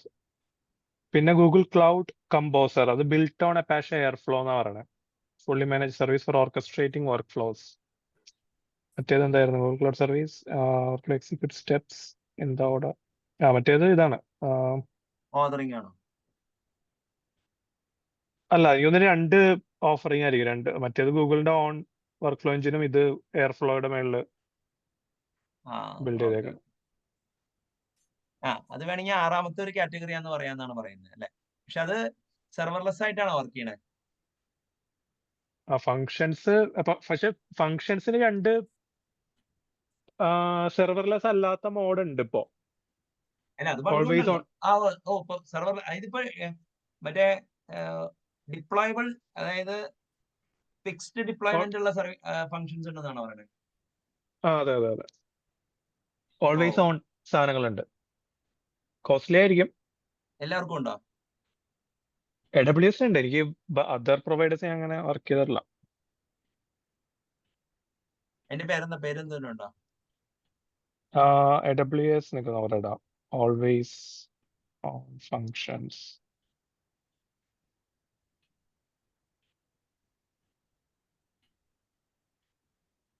പ്രൊവിഷൻഡ് concurrency, അതാണ് അതിന്റെ പേര്. അതിന്റെ പേര് അതാണ്, provisioned concurrency. AWS provision APC എന്നല്ലാണോ? ഓക്കെ. അതായത് ഇപ്പൊ ഫങ്ഷൻസ്, അതായത് അത് ഈ പേര് തന്നെ ഉണ്ടല്ലേ? മറ്റേ അല്ല, അപ്പൊ ഞാൻ ചോദിക്കട്ടെ, ശരിക്കും ഫങ്ഷൻ ആസ് എ സർവീസ് ഒരു കോസ്റ്റ് ഒപ്റ്റിമൈസേഷൻ മെക്കാനിസം ആയിട്ടാണ് വന്നത്. അതെ അതെ, പക്ഷെ അത് അപ്പൊ അതിന്റെ ലേറ്റൻസി പണ്ട് സ്റ്റാർട്ട് ചെയ്യാനുള്ള ലേറ്റൻസി അതിന്റെയൊക്കെ കാര്യമൊക്കെ റിസോൾവ് ആയോ ഇപ്പൊ? ഇല്ല, ആ പ്രോബ്ലം ഒക്കെ ഇപ്പോഴുണ്ട്, കോൾ സ്റ്റാർട്ടൊക്കെ ഇപ്പോഴും ഉണ്ട്. പക്ഷെ ഇത് കോസ്റ്റ്ലി ആണെന്നാണ് ഇപ്പോഴത്തെ അസസ്മെന്റ്. അതായത് നമ്പർ ഓഫ് റിക്വസ്റ്റ് കൂടുന്നതനുസരിച്ചിട്ട് ഈ സാധനം കോസ്റ്റ്ലി ആയി മാറുന്നതാണ്. അതായത് അഡീഷണൽ ഇൻഫ്രാസ്ട്രക്ചർ, മറ്റേത് സ്പെയർ ഇൻഫ്രാസ്ട്രക്ചർ ഇവര് പൂളായിട്ട് ഇട്ടിട്ട് അതിൽ ഷെഡ്യൂൾ ചെയ്തെടുക്കാന്ന് തോന്നുന്നല്ലേ? മറ്റേതെന്ന് വെച്ച് കഴിഞ്ഞാല് അതല്ല, ഇപ്പൊ AWS ലാംഡയിലും അസൂർ ഫംഗ്ഷനിലും ഗൂഗിൾ ഫംഗ്ഷൻസിലൊക്കെ. അതെ അതെ, പക്ഷെ അതെ അതെ, അല്ല ഇതില് ഈ പിന്നെ ഇത് ക്യാപ്ഡ് ആണ്. അതായത് നമ്മള് ഇപ്പൊ 3000, ഇപ്പൊ കൺകറൻസി ഒക്കെ 1000-ലൊക്കെ എന്തോ ക്യാപ്ഡ് ആയിരുന്നു പണ്ട്.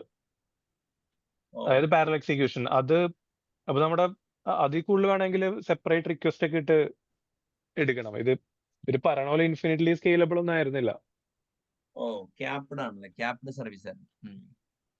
അത് പ്രശ്നമായിരുന്നു. പിന്നെ കോസ്റ്റ് ആണ് പറയണത്. അതായത് പല ആൾക്കാരും കോസ്റ്റ് അതായത് VM പ്രൊവിഷൻ ചെയ്യുന്നതാണ് ലാഭം എന്നുള്ള അസസ്മെന്റിലാണ് ഇപ്പൊ എത്തിയേക്കുന്നത്.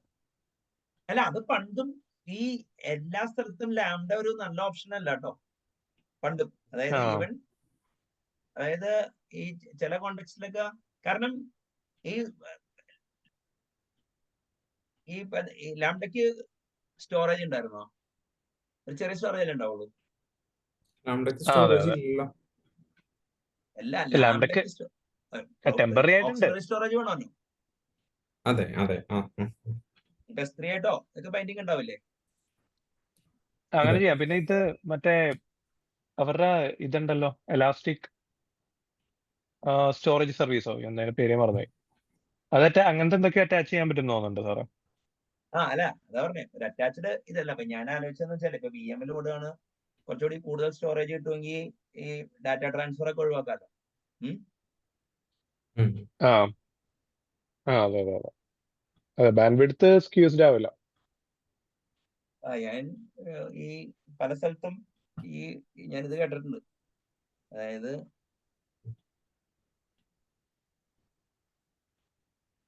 അല്ല അപ്പൊ ഇത് ഈ മറ്റേ പ്ലാറ്റ്ഫോം ആസ് എ സർവീസ് എന്ന് പറയുമ്പോൾ അവര് പ്രോഗ്രാമിംഗ് മോഡൽ തരുന്ന സാധനം ഇപ്പോ ഈ ഇല്ല. ലാംഡയും അതിനെ ചുറ്റിപ്പറ്റി ഇപ്പൊ ഇതാണ് ലാംഡയിലേക്ക് ഷിഫ്റ്റ് ചെയ്തു. ജാവാസ്ക്രിപ്റ്റിനെ അതെ അതെ അല്ല, പണ്ട് ബീൻ സ്റ്റോക്ക് ഉള്ളത് മാതിരി, ഗൂഗിൾ ആപ്പ് എഞ്ചിൻ ഉള്ളത് മാതിരി, അസൂർ വെബ് മോഡൽ ഉള്ള മാതിരി അത് ക്ലൗഡിന്റെ ആദ്യ കാലങ്ങളിലായിരുന്നു.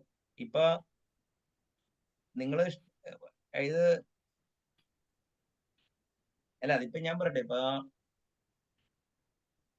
കുബർനെറ്റസ് ഒക്കെ വന്നപ്പോ ഈ ടെക്നോളജി അഗ്നോസ്റ്റിക് എക്സിക്യൂഷൻ പോസിബിൾ ആണല്ലോ. അതെ അതെ അപ്പോ ഈ ലാംഗ്വേജ് സ്പെസിഫിക് പൈപ്പ് ലൈനിന്റെ ആവശ്യം പോയതുകൊണ്ടായിരിക്കും ചിലപ്പോൾ അവരത് കളഞ്ഞത്.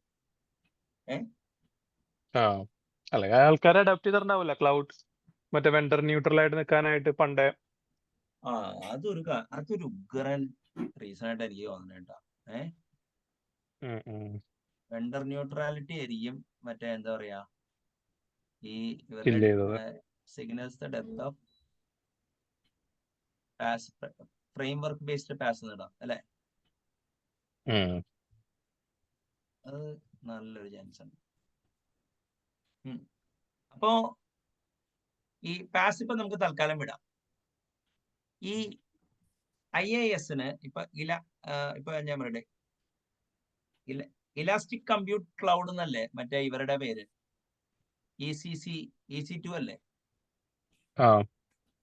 മറ്റേ അറിയാ?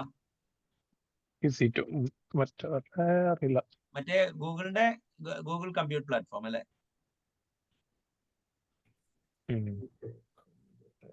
മറ്റേ അറിയാം? അസൂർ VM അല്ലേ? അങ്ങനെ ഞാൻ കേട്ടിട്ടുണ്ട്, എനിക്ക് ഉറപ്പില്ല കേട്ടോ. അല്ലല്ല, അതൊരു assure virtual machine okay. Azure pass VM ശരിയാ. അത് പണ്ട് ഉണ്ട്. അപ്പൊ സാസിന് പേരൊന്നുമില്ലോ മൈക്രോസോഫ്റ്റിന് ഇവർക്കൊക്കെ തമ്മിൽ. ഗൂഗിൾ അവരുടെ പല ഓഫറിങ്സ് ഉണ്ടെന്നുള്ളൂ അല്ലെ. ഇനിയിപ്പോ FaaS container as a service manager എടുക്കാതെ അസൂർ കുബർനെറ്റിസ് സർവീസും ഉണ്ട്, കുബർനെറ്റിസ് എഞ്ചിനും ഉണ്ടോ? അങ്ങനെ ഉണ്ടില്ലേ? അല്ല, കുബർനെറ്റീസിന് മുന്നേ തന്നെ ഫാർഗേറ്റ് എന്നൊരു സംഭവം ഉണ്ട്. AWS ഫാർഗേറ്റ് ഉണ്ട്. അപ്പൊ നമുക്കത് ഇത് വേണ്ട. അത് കണ്ടെയ്നർ ഓർക്കസ്ട്രേഷൻ ചെയ്യും അവന്മാര്. അതായത് നമ്മള് നോട്ട്സ് പ്രൊവിഷൻ ചെയ്ത് കഴിഞ്ഞാൽ മതി. നോട്ട്സ് ഓട്ടോമാറ്റിക്കലി പ്രൊവിഷൻ ചെയ്യും. അതായത് അവര് കുബർനെറ്റിസ് സർവീസ് അല്ല, അവരുടെ ലിനക്സ് കണ്ടെയ്നേഴ്സിന്റെ മുകളിൽ ഓടിക്കുമായിരുന്നു അല്ലെ? അതെ അതെ അതെ. ഇത് ഡോക്കറിന് മുമ്പാണോ ഡോക്കർ വന്നതിന് ശേഷമാണോ? ഡോക്കർ വെച്ചിട്ട് ഡോക്കർ കണ്ടെയ്നേഴ്സിനെ ചെയ്യും അവര്. അല്ല, വേറെ ഓൾട്ടർനേറ്റീവ് ഉണ്ടോന്ന് അറിയില്ല. ഡോക്കറാണ് ഞാൻ കണ്ടുള്ളൂ. അതായത് കമ്പോസറും കുബർനെറ്റിസും ചെയ്യണ വേണ്ടി ഫാർഗേറ്റ് ചെയ്യും അല്ലെ? അതെ അതെ. Okay, AWS ഫാർഗേറ്റ്. പിന്നെ ഈ അസൂറിന് 2 റൗണ്ട് ആയിരുന്നല്ലോ. അസൂർ കണ്ടെയ്നർ സർവീസും ഉണ്ട്, അസൂർ കുബർനെറ്റിസ് എഞ്ചിനും ഉണ്ട് അല്ലെ? അഷൂർ കുബർനെറ്റിസ് സർവീസ് അല്ലേ? അതാണോ അസൂർ കുബർനെറ്റിസ് സർവീസ്? ഈ കുബർനെറ്റിസ് എഞ്ചിൻ ഗൂഗിളിന്റെ ആണ് പറയുന്നത്. ഗൂഗിൾ അത് EKS അല്ല, ഗൂഗിൾ കുബർനെറ്റിസ് എഞ്ചിൻ GKS അല്ല, അത് പക്ഷെ വേറെ ഉണ്ട്. അതെനിക്ക് വേണം അതൊരു സർവീസ് ഓഫറിംഗ് ആയിട്ട് കിട്ടണേ. സാസ് അല്ല എന്നോട് അല്ലെ? GKE പാസ് ആണ്.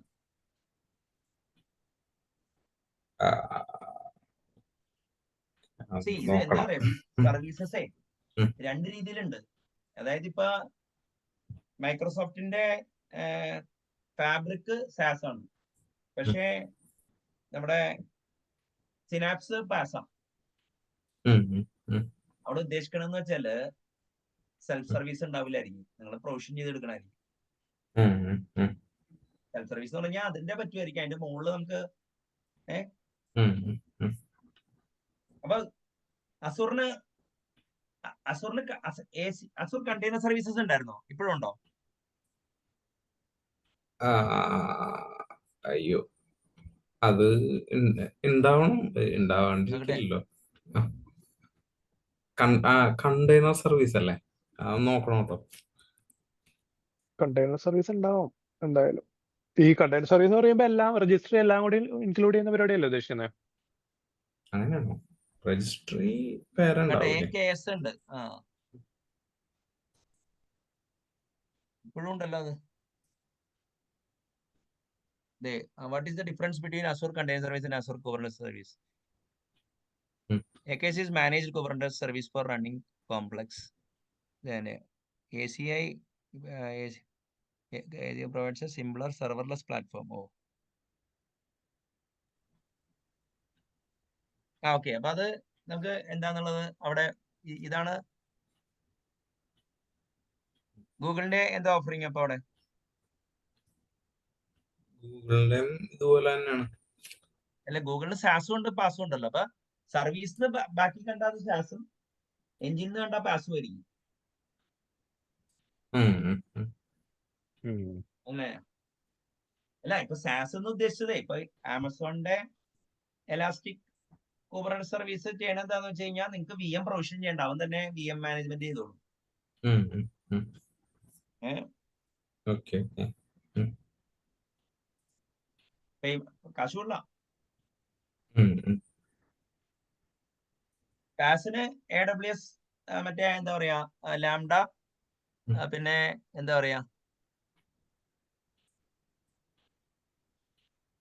ഗൂഗിൾ ഫങ്ഷൻസ് അല്ലേ? അസൂർ ഫങ്ഷൻസ് അല്ലേ? ഗൂഗിൾ ഫങ്ഷൻസ് ആണോ നോക്കിയേ ചേട്ടൻ? ഗൂഗിൾ അത് ക്ലൗഡ് ഫംഗ്ഷൻ ആണ് ഗൂഗിളിന്റെ. ക്ലൗഡ് ഫംഗ്ഷൻ ആണോ? മറ്റേത് അഷൂർ ഫംഗ്ഷനും AWS ലാംഡ. അത് പക്ഷെ വേറൊരു കാര്യം കേട്ടാൽ, ഈ ലാംഡ ആർക്കിടെക്ചർ എന്ന് പറയുന്ന സാധനമുണ്ട് which is slightly different from this. അതൊന്ന് ആ പൊളിറ്റിക്സ് എന്താണെന്ന് അറിയാൻ പറ്റുമോ? അതായത് ക്ലൗഡിന്റെ പോയിന്റ് ഓഫ് വ്യൂ അല്ല, ഡിസ്ട്രിബ്യൂട്ടഡ് സിസ്റ്റത്തിലെ ലാംഡ ആർക്കിടെക്ചർ എന്ന് പറയുന്ന സാധനമുണ്ട്.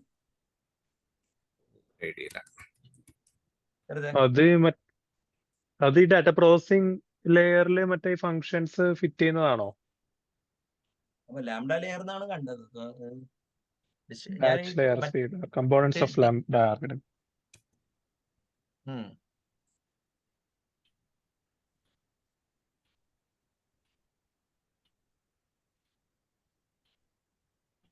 Lambda, a data deployment model for processing that construct traditional batch data pipeline and a fast streaming data pipeline for. അത് രണ്ടും ഉണ്ടെന്ന്. അതായത് ബാച്ച് ലെയർ ഉണ്ട്, സ്പീഡ് ലെയർ ഉണ്ട്, സെർവിങ് ലെയർ ഉണ്ട്. Batch layer process all incoming data as a batch, storing it in an immutable append-only format. It provides comprehensive and accurate views of historical data by processing large volumes of data at once. Speed layer handles real-time data processing, providing immediate access to latest data. It compensates for the latency inherent in the batch layer by processing data streams in real time, albeit with less accuracy. In a serving layer, indexes and stores the processed data from both batch and speed layers, making it available for querying by end users. Serving layer, മൂന്നെണ്ണം പറഞ്ഞേ. Batch layer, speed layer, serving layer. Serving layer രണ്ടിൽ നിന്നും വരുന്ന data index ചെയ്യും, query interface കൊടുക്കും. അപ്പൊ speed layer എന്ന് പറഞ്ഞു കഴിഞ്ഞാൽ മറ്റേ റിയൽ ടൈം ആയിട്ട് വരുന്ന സ്റ്റോം മോഡലില് ഓടിക്കുന്നു. ബാച്ച് ലെയർ എന്ന് പറഞ്ഞു കഴിഞ്ഞാൽ മറ്റേ ഹഡൂപ്പും സ്പാർക്കും, അതായത് മൈക്രോ ബാച്ച് ആ ബാച്ച് അല്ലേ? പക്ഷെ ഹഡൂപ്പ് എന്നൊക്കെയാണ് അവര് പറയണത് എക്സാമ്പിൾ ആയിട്ട്. ഓക്കെ. അപ്പോ AWS lambda architecture for data distributed web ആണല്ലേ? ഡിസ്ട്രിബ്യൂട്ടഡ് ഡാറ്റ അല്ലേ? ഈ കാപ്പ ആർക്കിടെക്ചർ ഒരു സംഭവം ഉണ്ട് കേട്ടോ അതിന്റെ ഒപ്പം തന്നെ. എന്താണ് കാപ്പ ആർക്കിടെക്ചർ? എന്താ ഈ ലാംഡ എന്ന് പറഞ്ഞാൽ മറ്റേ എന്തോ കാപ്പ കാപ്പയല്ലേ, കാപ്പ ബീറ്റ എന്നൊക്കെ പറഞ്ഞിങ്ങനെ നമ്മളെ ഏത് ഗ്രീക്ക് പദം അത്?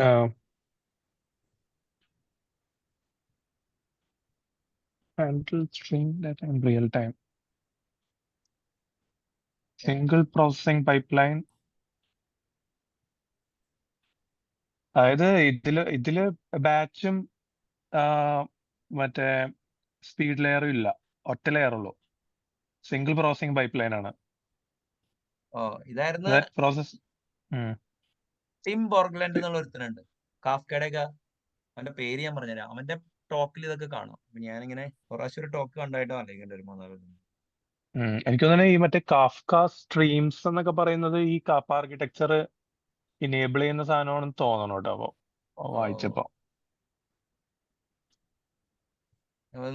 ഒന്ന് ഇതിനെ കുറിച്ചൊരു പഠനം നടത്താം. ഓക്കെ, അപ്പൊ പാസ് കവർ ചെയ്തു. കാസിനെ കുറിച്ചൊരു കവറേജ് IAS ആയി. പാസ് സാസും അത്ര റെലവെന്റ് അല്ല. ഇനി നമുക്ക് ഓതന്റിക്കേഷൻ ആൻഡ് ഓതറൈസേഷനിലോട്ട് പോവാം. ആദ്യം തന്നെ ഞാൻ ചോദിക്കട്ടെ, ഈ മൈക്രോസോഫ്റ്റിന്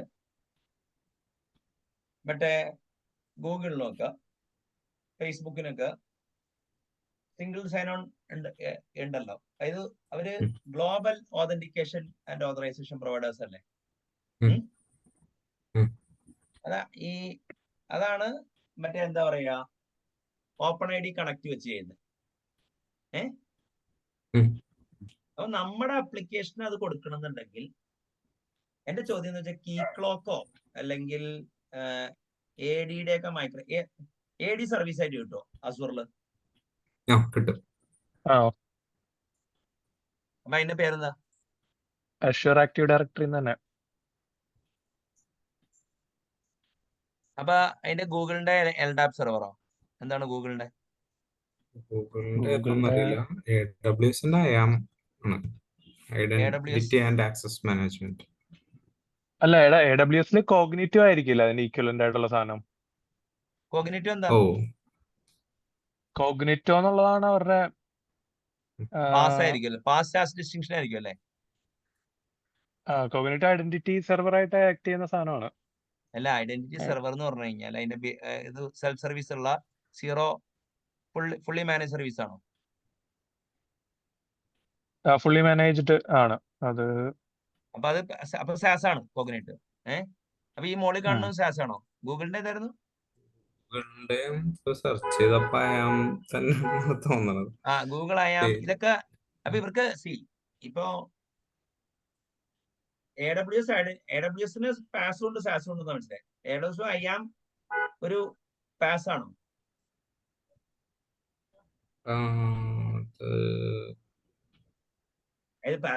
അത് സാസ് ആയിരിക്കും, സാസ് ആവാനാണ് ചാൻസ്. ഞാൻ യൂസ് ചെയ്തിട്ടില്ല, അതുകൊണ്ടാണ് എനിക്കത് ഞാൻ കൺസ്യൂം ചെയ്തിട്ടുള്ളൂ. ഓക്കെ, പിന്നെ വേറെ എന്താ ഉള്ളത്? ഇത് സാർ, ഇത് ഈ ഓതറൈസേഷൻ ആൻഡ് ഇത് ക്ലൗഡ് റിസോഴ്സസിന്റെ അല്ലേ പറയുന്നത്? അതോ ആപ്ലിക്കേഷന് വേണ്ടിയിട്ടുള്ളതാണോ? ഈ കോഗ്നിറ്റോ നമ്മൾ ആപ്ലിക്കേഷൻസിന്റെ കോണ്ടെക്സ്റ്റിലാണ് ഞാൻ പറഞ്ഞത് കേട്ടോ. അത് പക്ഷേ കോഗ്നിറ്റോ വഴി അത് നോക്കണമെന്ന് ശരിക്കും എനിക്ക് തോന്നുന്നു. കോഗ്നിറ്റോ ആയിരിക്കും ചിലപ്പോൾ IAM യൂസേഴ്സിനെ പ്രൊവൈഡ് ചെയ്യുന്നത്, അല്ല എക്സ്റ്റേണൽ ഈ മറ്റേ ആക്റ്റീവ് ഡയറക്ടറി ആയിട്ട് ഇന്റഗ്രേറ്റ് ചെയ്യുന്നത് കോഗ്നിറ്റോ പോലെ ആയിരിക്കും. ഫെഡറേറ്റഡ് ഐഡന്റിറ്റി മാനേജ്മെന്റ് എന്നാണ് പറയുന്നത്.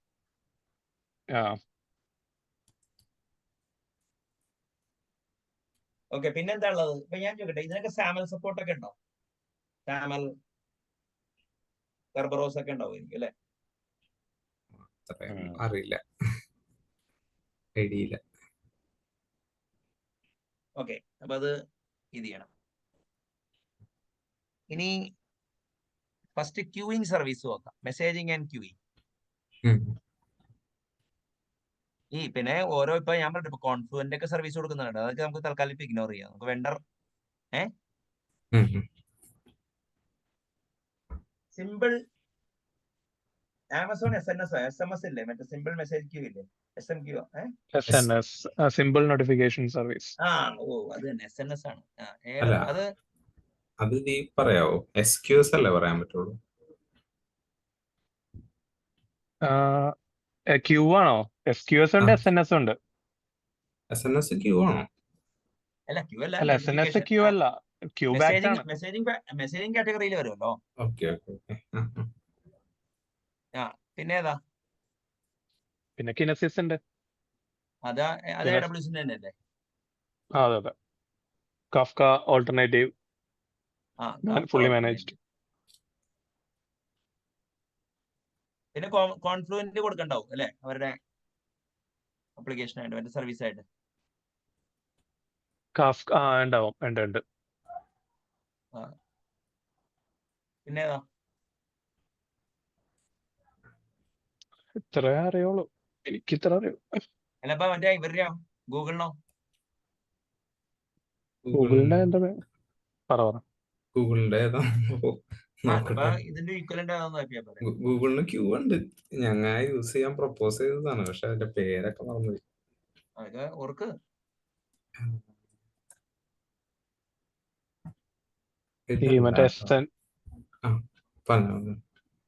അല്ല SNS അല്ല, SQSല് ഓൺ ഫ്ലൈറ്റ് റിക്വസ്റ്റിന് ലിമിറ്റേഷൻസ് ഒക്കെ എന്തോ ഉണ്ട്. പിന്നെ ഈ അവരുടെ മറ്റേ കേഴ്സർ ബേസ്ഡ് അല്ല എന്ന് തോന്നുന്നുണ്ട്. അങ്ങനെ എന്തൊക്കെയാണ് SQS അല്ല കിനസിസ് ആയിട്ടുള്ള പ്രൈമറി ഡിഫറൻസ് എന്ന് തോന്നുന്നു. ഗൂഗിളിന്റെ അറിഞ്ഞൂടാ, അഷ്വറിന്റെ ഞാൻ പറഞ്ഞുതരാം. അഷ്വറിന്റെ സർവീസ് ബസ് ആണ്. അത് ക്യൂ ആണോ? Azure service bus. പിന്നെ വേറെ ഒന്നുമില്ലേ? അതാണ് എനിക്കറിയാവുന്ന കേട്ടോ, ഇനി വേറെ ഉണ്ടോന്ന് അറിയില്ല, നോക്കണം. ഓക്കെ, നമുക്ക് ഈ HD ഇൻസൈറ്റ് എന്താണ് സ്ട്രീമിങ്ങിന്റെ നോക്കി.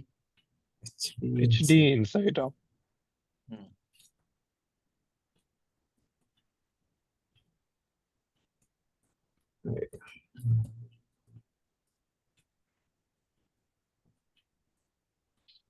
Fully managed big data analytics service provided by Microsoft Azure. ഇത് Spark, Hadoop, Spark, Hive, Kafka, Storm ഇതൊക്കെ ഉണ്ട് സപ്പോർട്ട് ചെയ്യുന്നവരുടെ. അതായത് മൈക്രോസോഫ്റ്റ് കോർപ്പറേഷൻ ഇതിനെ ചുറ്റിപ്പറ്റി അവര് ഒരു പ്ലാറ്റ്ഫോം ഉണ്ടാക്കി അല്ലെ?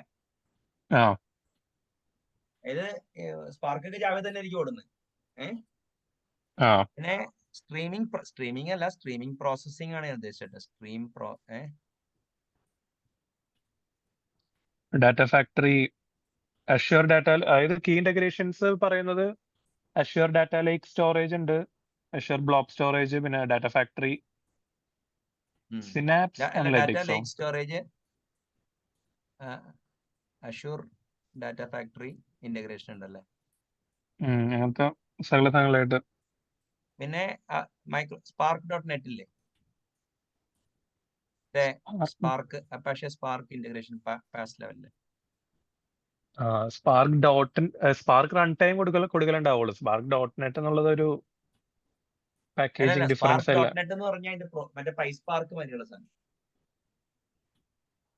അത് സ്പാർക്ക് റൺ ടൈം ഉണ്ടെങ്കിൽ പിന്നെ അത് ഡ്രൈവർ സ്പാർക്ക് റൺ ടൈമിലെ ഡാറ്റ RDDയും ഡാറ്റ സെറ്റും മറ്റേ സ്ട്രീം ചെയ്ത് .NETന്റെ പ്രോസസ്സിലോട്ട് ഇൻജെക്ട് ചെയ്തിട്ട് അവിടെ പ്രോസസ് ചെയ്യണമല്ലോ, അതാണ് Spark.net. അല്ല, ഞാൻ ചോദിക്കുന്നത് സ്പാർക്ക് റൺ ടൈം നമുക്ക് ഉണ്ടെങ്കിൽ പിന്നെ ആപ്ലിക്കേഷൻ സ്പെസിഫൈഡ് ഡ്രൈവർ എടുക്കലായിരിക്കില്ലേ ചെയ്യാ? അതായത് എങ്ങനെ ഇപ്പൊ ഞാൻ പറഞ്ഞു PySpark മറ്റേ സ്പാർക്കിലല്ലല്ലോ ഹോസ്റ്റ് ചെയ്യണേ, ഒരു കോ ഓപ്പറേറ്റിംഗ്. അതെ അതെ, പക്ഷെ അത് ഡ്രൈവർ പ്രോഗ്രാം അല്ലേ ചെയ്യണത്? അതായത് Spark.net ഉണ്ടോന്ന് നോക്കിയേ. അല്ല, സെപ്പറേറ്റ് റൺ ടൈം വേണ്ടെന്നാണ് സാറേ ഞാൻ പറയണത്. സെപ്പറേറ്റ് റൺ ടൈം വേണ്ട, പക്ഷെ .NET റൺ ടൈം ബഡിയായിട്ട് ഓടണം. അത് നമ്മൾ നമ്മുടെ ആപ്ലിക്കേഷൻ പാക്കേജ് ചെയ്യുന്ന അനുസരിച്ചിട്ട്. അല്ല, പിന്നെ മൈക്രോസോഫ്റ്റ് നമുക്ക് ഇതും തരുന്നുണ്ട്, ഡാറ്റ അങ്ങോട്ടും ഇങ്ങോട്ടും എക്സ്ചേഞ്ച് ചെയ്യാൻ. Spark.net ഇല്ല എന്നാണ് പറയണേ. ഞാനത് നോടെ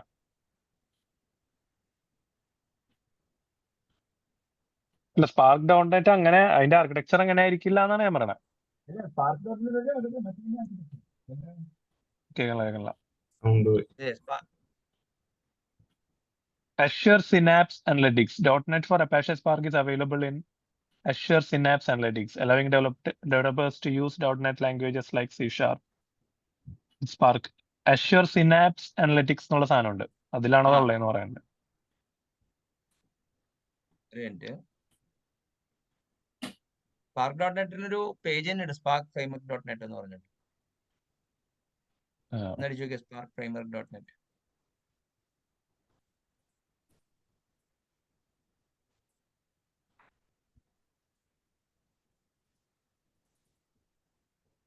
അസൂർ സിനാപ്സ് എന്താ പറഞ്ഞേ? Analytics.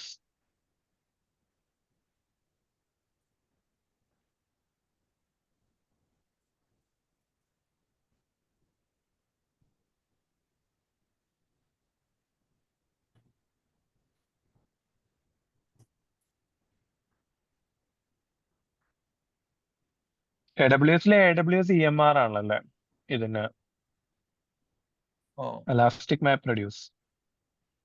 അത് പക്ഷേ മറ്റേ ഹഡൂപ്പിന്റെ സാധനമാണോ? ആ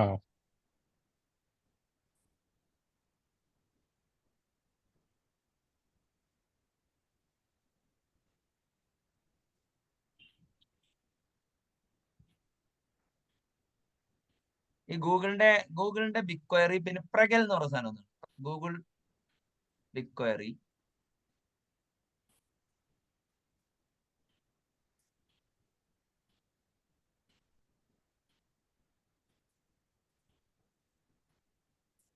പ്രഗൽ ഉണ്ട് ഗൂഗിളിന് കുറെ സാധനമുണ്ട്. ഞാൻ ആദ്യമായിട്ടായിരുന്നു.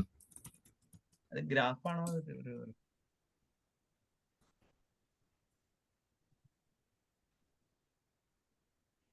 പേപ്പർ ഉണ്ട്. ഗ്രാഫ് പ്രോസസ്സിംഗ് ഞാൻ എടുക്കണം. ആ കണ്ട, large scale graph processing pregel service ആയിട്ട് കിട്ടുമോ നോക്കി. പക്ഷെ അതിന്റെ കാര്യമൊന്നും പറയാനില്ല.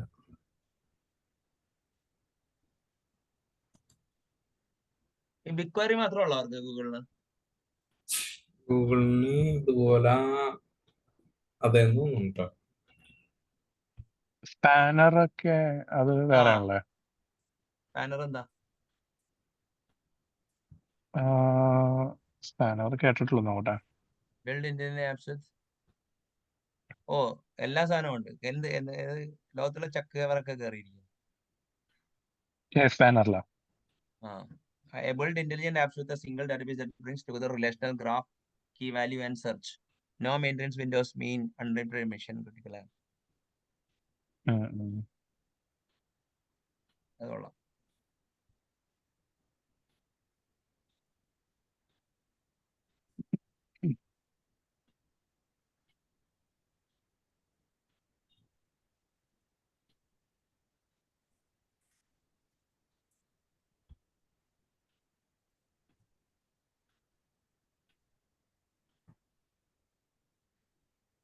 അപ്പൊ ഗൂഗിളിന് RDBM സർവീസ് ഒന്നുമില്ലേ? AWS RDS ഒക്കെ ഉള്ള മാതിരി. ഇപ്പൊ ഗൂഗിൾ ക്ലൗഡ് ഡാറ്റാബേസ് ആ സെറ്റപ്പ് അല്ലേ? ഗൂഗിൾ ക്ലൗഡ് ഡാറ്റാബേസ് ഉള്ള സാധനം ഉണ്ടോ? അതില് നമുക്ക് ഏത് ഡാറ്റാബേസ് വേണമെങ്കിലും യൂസ് ചെയ്യാം. പോസ്റ്റ്ഗ്രിസ്, MS SQL, MySQL. അതായത് ഒരു റിലേഷണൽ ഡാറ്റാബേസ് ആണ്, അതെ, സർവീസ് ആണ്.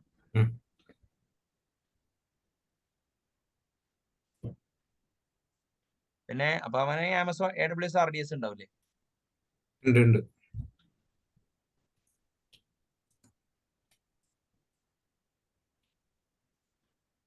പിന്നെ മൈക്രോസോഫ്റ്റിനോ? അതാണ് സിനാപ്സ്, മൈക്രോസോഫ്റ്റിന്റെ അറിഞ്ഞൂടാ. ഡാറ്റ ഫാബ്രിക് നോക്കണം. ഈ SQL അഷൂറോ അങ്ങനെ SQL സെർവർ അഷൂറോ SQL എന്നൊക്കെ പറഞ്ഞു കൊടുക്കുന്നുണ്ട്. Assure SQL. അത് മറ്റേ അദീനയൊക്കെ പോലത്തെ സാധനമാണോ?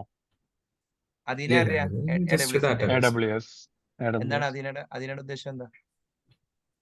അതിനയുടെ ഉദ്ദേശം നമുക്ക് ഇപ്പോ പെർസിസ്റ്റന്റ് S3 പോലത്തെ സ്റ്റോറിൽ നിന്ന് നമുക്ക് ക്യൂർ ചെയ്യാം ഓ, multiple query data. Processing engine ആണോ? അതെ, kind of serverless database engine ആണ്. ഓക്കെ. എന്താണോ അതിന്റെ ഇതിൽ വരുന്നത്?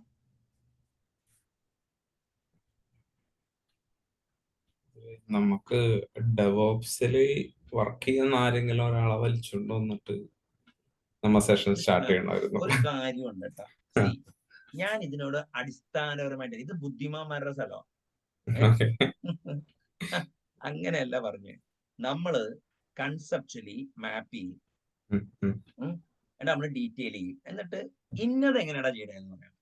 ഇല്ലെങ്കിൽ ഇപ്പൊ ഞാൻ പറയട്ടെ, നമ്മള് ഒരു പുള്ളിനെ ഇപ്പൊ മൈക്രോ സർവീസസ് നമ്മള് കറക്റ്റ് ആയിട്ട് ഗ്രൗണ്ട് വർക്ക് ഒക്കെ ലേ ചെയ്ത് ടിക്ക് എന്ന് പറഞ്ഞ് പിടിച്ചു കഴിഞ്ഞാൽ നമുക്ക് ഉത്തരം കിട്ടില്ല. മനസ്സിലായില്ലേ? അപ്പോ ഈ ജാവക്കാരൻ ലൈബ്രറി പറഞ്ഞ് കൊല്ലണമായിരുന്നു. വേറെ ആരാണ് എന്തോ കൊല്ലണ, മറ്റേ സർവീസ് പറഞ്ഞ് AWS കൊല്ലണമായിരുന്നു. ഇവന്മാര് ടൂള് പറഞ്ഞു കൊല്ലും. അപ്പൊ ഈ സ്പെഷ്യലിസ്റ്റുകളെ വിളിച്ചുകൊണ്ട് വന്നേക്കാൻ മുമ്പ് നമ്മളൊരു ജനറൽ സ്ട്രാറ്റജി ഉണ്ടാക്കി മാപ്പ് ചെയ്ത് മോഡൽ ചെയ്ത് മാപ്പ് ചെയ്ത് റെൻഡർ ചെയ്യാൻ നേരത്തെ ഒരു വിളിക്കും. മിക്കവാറും ഈ അവരുടെ യുദ്ധകഥകൾ നമുക്ക് ഉപയോഗിക്കാം. ലാലിന്റെ ടേക്ക് എന്താണ്? മസിൽ മെമ്മറി ഉണ്ടാവുള്ളൂ മിക്കവാറും. ഒന്നാമത് ഡെവോപ്സുകാരൊക്കെ സ്കില്ലന്മാരാ. മസിൽ മെമ്മറി എന്നുള്ള സാധനം മാത്രമേ ഉണ്ടാവുള്ളൂ. നമ്മൾ അടിസ്ഥാനപരമായിട്ട് ആശയമില്ലാത്തവർക്ക് എതിരാണ്. മനസ്സിലായില്ലേ? അപ്പൊ നമുക്ക് കുഴപ്പമുണ്ടായിട്ടല്ല. ഡെവോപ്സുകാര്, ഇൻഫ്രാസ്ട്രക്ചർ, ഒരു ഡാറ്റാബേസുകാർക്കൊക്കെ പ്രാമുഖ്യം കൊടുത്തു കഴിഞ്ഞാൽ അല്ല, ഞാൻ അതുകൊണ്ടല്ല. ഇപ്പൊ നമ്മ ക്ലൗഡ് സർവീസിലെ ഡാറ്റാബേസ് ഏതാണെന്ന് ചോദിക്കുമ്പോ നമ്മ തപ്പി നടക്കണ്ടല്ലോ, അവനെ അറിയാലോ ഒറ്റടിക്ക്. ഇല്ല അവിടെയാണ് അതിന്റെ കാര്യം. ലാലെ ഇവിടെയാണ് അവന് പ്രൊവിഷൻ ചെയ്യാൻ അറിയാം. അവനത് എന്തിനു യൂസ് ചെയ്യണം അറിയാം. അവൻ അതിനെ കുറിച്ച് ഇത് ചെയ്യാനൊന്നും അറിയില്ല. ഇപ്പൊ ഗ്രാഫ് പ്രോസസിംഗ് എഞ്ചിൻ എന്ന് പറയുമ്പോ മിനിമം സ്പാനിങ് ട്രീ എന്ന് നമുക്ക് കേട്ടിട്ട് പോലും ഉണ്ടാവില്ല ചിലപ്പോ. അപ്പോ ഞാൻ പറയുന്ന പോയിന്റ് എന്ന് വെച്ചാല് ലാലെ, നമുക്ക് ഒരു ഡെലിവറി ഇൻസ്റ്റിങ്ക്റ്റ് ഉള്ളത് നല്ലതാണ്. അത് നമുക്കറിയാം. ഇവിടെ ഇപ്പൊ നമ്മള് ഇപ്പൊ ഈ ക്ലൗഡ് എന്ന് പറഞ്ഞിട്ട് നമ്മളൊരു അജണ്ട വെക്കാത്തതുകൊണ്ടാണ് നമുക്ക് കുറെ റിച്ച് ആയിട്ടുള്ള ഡിസ്കഷൻ നടത്താൻ പറ്റിയെന്ന്. സമ്മതിക്കോ? ഇപ്പൊ ഞാൻ ആലോചിക്കേ, ഇപ്പൊ CDN, എഡ്ജ് കമ്പ്യൂട്ടിങ്, ഇതൊന്നും നമ്മുടെ ചിത്രത്തിലുണ്ടായിരുന്നില്ല. ഇനിയിപ്പോ alternate JavaScript run times, cloud fair. അപ്പൊ ക്ലൗഡ് ഫെയറിന്റെ അത്രയും പെനിട്രേഷൻ കാരണം ഒരു സെക്യൂരിറ്റി വൾണറബിലിറ്റി ഉണ്ടായപ്പോ അത് GDPR, പിന്നെ ലാംഡ ആർക്കിടെക്ചർ, നമുക്ക് ഇതൊക്കെ ഡിസ്കസ് ചെയ്യാൻ പറ്റി. അപ്പൊ ഞാൻ പറഞ്ഞ വെച്ചാല് ആ journey itself is the reward. ഇപ്പൊ നാളെ ഒരു ഡെലിവറി ഉണ്ടെങ്കിൽ ഞാൻ ആദ്യം തന്നെ പോയി വിളിക്കും. ശരത് എന്ന് പറയുന്നത് അതിനെ കുറിച്ച് അല്ല, അടവ് നയമാണ്. അടവ് നയം. അതാണ് നമ്മള് ഈ കേരളത്തിന്റെ രാഷ്ട്രീയത്തിൽ ഈ രഞ്ജി പണിക്കരും ഒക്കെ നമുക്ക് പദം പറഞ്ഞു തന്നിട്ടുണ്ട്. മനസ്സിലായില്ലേ? അടവ് നയത്തില്ല, അതായത് ടാക്ടിക്സ്. നമ്മളത് കുഴപ്പമില്ല. നമുക്ക് ഇവരോട് ഇതൊന്നുമില്ല. ഇവരെന്ത് ചെയ്യുന്ന പറഞ്ഞു കഴിഞ്ഞാല് പുഷ്പയിലെ അല്ലു അർജുനമാരി 2 കീബോർഡൊക്കെ ഇട്ട് കലക്കും. എന്നിട്ട് നമ്മളെ ഇതൊക്കെ നിനക്ക് ചെയ്യാൻ പറ്റില്ല, വേറെ ആൾ ഇതേ വർക്ക് ചെയ്യുന്നു. അടിസ്ഥാനപരമായി മറ്റേ മീൻസ് ഓഫ് പ്രൊഡക്ഷൻസ് സീസ് ചെയ്യണം. പക്ഷെ തൽക്കാലം നമ്മള് ക്യാപിറ്റലിസ്റ്റിലായിട്ട് കലയും ചെയ്യുന്നല്ലേ അവര്. അല്ല, ഞാൻ പറഞ്ഞില്ലേ, അതായത് അടിസ്ഥാനപരമായിട്ട് നമുക്ക് അവരായിട്ട് വിയോജിപ്പൊന്നുമില്ല. പക്ഷെ അന്തരം ഭയങ്കരമാണ്. ഞാൻ കാണുന്നത് എന്താന്ന് വെച്ച് കഴിഞ്ഞാൽ, നമുക്ക് ഇവരുടെ സഹായം ഇല്ലാതെ ഡിപ്ലോയ് ചെയ്യാൻ പറ്റുമെന്ന് ഞാൻ പറയുന്നില്ല. പക്ഷെ ഇവരുടെ സഹായം ഇല്ലാതെ നമുക്ക് റീസൺ ചെയ്ത് നമുക്ക് അങ്ങനത്തെ ഒരു ടൂൾ, ഒരു ക്ലോൺ വരെ ഉണ്ടാക്കാനുള്ള വിവരം വെക്കാം. എന്നിട്ട് ഇങ്ങനെയുള്ള ആൾക്കാരെ നമ്മൾ സ്റ്റാഫായിട്ട് പോകും. ഇനി എന്റെ ഒരു വിശ്വാസമുണ്ട്, ഓപ്പറേഷൻസ് ആൾക്കാരുടെ അനാലിറ്റിക്സ് എന്റെ കയ്യിലുണ്ടാവും, അവരായിട്ട് സംസാരിച്ചു കഴിഞ്ഞാൽ. പിന്നെ ഒരു ജൂനിയർ ഉണ്ടെങ്കിൽ നമ്മൾ വെല്ലുവിളിക്കും. പണിയെടുക്കാറാകുമ്പോ പ്രൂഫ് വരുമ്പോ നമ്മളൊരു ജൂനിയറിനാണ്. അങ്ങനെയുണ്ട്. ഇതാണ് ഈ അല്ലെങ്കിൽ എന്ത് പറ്റുമെന്ന് അറിയാമോ? ഈ മറ്റേ ഞാനൊരു ആർക്കിടെക്റ്റാ, അപ്പൊ ഞാൻ ലാൻഡ്സ്കേപ്പിംഗ് ഒക്കെ എന്റെ പണി. ഞാൻ പോയി അവിടെ സിമെന്റ് കുഴക്കണവനെ ഞാൻ നമിക്കണം. അപ്പൊ എനിക്ക് പറ്റൂല, ആർക്കിടെക്ട് ചെയ്യാൻ പറ്റൂല. മനസ്സിലായില്ലേ? ഒരു എന്തൊക്കെ എനിക്ക് പിന്നെ ലാംഡയും ഫങ്ഷണൽ പ്രോഗ്രാമിങ്ങും മൊണാഡൊക്കെ പഠിക്കേണ്ട ആവശ്യം എന്താ? വാല്യൂ ചെയിനിൽ മുകളിൽ നിൽക്കാനാ. നമ്മുടെ നാട്ടിലൊരു പ്രശ്നമുണ്ട്, കൂലിപ്പണിയെ യഥാർത്ഥ പണിയുള്ളൂ, ബാക്കി എല്ലാ പണികളും വേസ്റ്റ് ആണെന്ന് പൊതുവെ ഒരു സംസ്കാരം ഇവിടുത്തെ കുറെ രാഷ്ട്രീയ പാർട്ടികൾ നമ്മുടെ തലയിലേക്ക് വെച്ചിട്ടുണ്ട്. മനസ്സിലായില്ലേ? പിന്നെ സംസാരിക്കുന്നവൻ തള്ളനാണ്. പക്ഷെ നമ്മൾ ഈ ടോക്കിന്റെ ഉദ്ദേശം എന്താണ്? അതായത് by collaboration, combining and pooling resources will be able to arrive at എന്താ പറയാ, ഒരു coherent map of what is happening. എന്നിട്ട് അതില് നമ്മള് പ്രൊസീജറൽ സ്കിൽസ് എവിടെ വേണം, അവിടെ ഇവർക്ക് സ്ഥാനം കൊടുക്കും. അല്ലെങ്കിൽ എന്തൊറ്റെന്ന് വെച്ച് കഴിഞ്ഞാൽ ഇവന്മാര് കയറി ഇരിക്കൂല നമ്മളിരിക്കുന്ന സ്ഥലത്ത്. അപ്പൊ പറയും അതൊരു ബൂർഷയുടെ സ്വഭാവമാണ്. ഇതേ ആൾക്കാർ തന്നെ പറയും, നീ എന്താണ് ഇത്രയൊക്കെ പഠിച്ചിട്ട് ഉയരാത്തെന്ന്. അപ്പൊ ഞാൻ എന്താണ് ഉയരാന്ന് പറഞ്ഞാൽ എന്താണ് എനിക്ക് മനസ്സിലായി.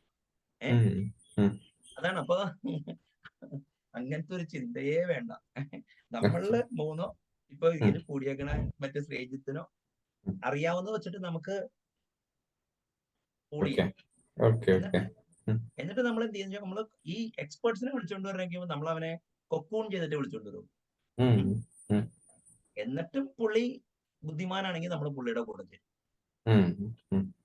മനസ്സിലായില്ലേ? അപ്പൊ ഞാൻ പറഞ്ഞില്ലേ, അപ്പൊ ആ ഒരു പ്രശ്നമുണ്ട്. അല്ലെങ്കിൽ എന്തൊറ്റെന്ന് പറഞ്ഞാലേ ഈ എല്ലാം ഡെലിഗേറ്റ് ചെയ്യണ പരിപാടി തുടങ്ങും. പിന്നെ എല്ലാത്തിനും നമ്മൾ ആളെ വിളിക്കേണ്ടി വരും.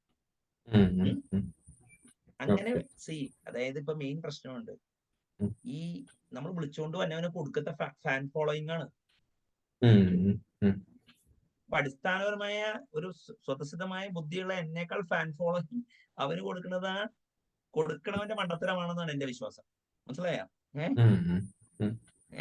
അപ്പൊ ഈ അറിയാലോ, അപ്പൊ ഇത് കാണുന്ന വ്യക്തികൾക്ക് വേദനിച്ചിട്ടുണ്ടെങ്കിൽ അത് ഡെലിബറേറ്റ് ആണ് കേട്ടോ. യാദൃശികമല്ല. ഓക്കെ, അല്ല അതെ, അല്ല ഇപ്പൊ ഞാൻ പറയട്ടെ, ഇപ്പൊ തന്നെ നമ്മള് സൈസബിൾ ഇൻഫർമേഷൻ പൂൾ ചെയ്തെടുത്ത് കഴിഞ്ഞു. AWS അധീന. പിന്നെ ഏതാണ് കേൾക്കാൻ ചാൻസ് ഇല്ലാത്ത? ഈ AWS സേജ് മേക്കർ എന്ന് പറഞ്ഞ മാതിരി ഗൂഗിൾ മറ്റേ ഈ അസൂറിന് കുറെ മെഷീൻ ലേണിംഗ് ഓഫറിംഗ് ഉണ്ടല്ലോ, അതിനെ കുറിച്ചൊക്കെ ഒന്ന് സംസാരിക്കൂ. ഒന്നും അറിയില്ല. ഞങ്ങക്ക് ഒരു AI ഹാക്കത്തോൺ വരുന്നുണ്ട് ഓർഗില്. അപ്പൊ എല്ലാവരെയും ഈ AWSലെ AI ഓഫറിങ്സ് പഠിപ്പിച്ചു കഴിഞ്ഞിട്ടാണ് ഹാക്കത്തോൺ സ്റ്റാർട്ട് ചെയ്യുക. ഞാൻ പഠിക്കാൻ വേണ്ടി വെയിറ്റ് ചെയ്തിരിക്കുകയാണ്. അപ്പൊ AWS സേജ് മേക്കർ ഉണ്ട്. അസൂറിന് മറ്റേ machine learning, Azure machine learning ഒരു സാധനം ഉണ്ട്. നോക്കിയാ എന്താന്ന്?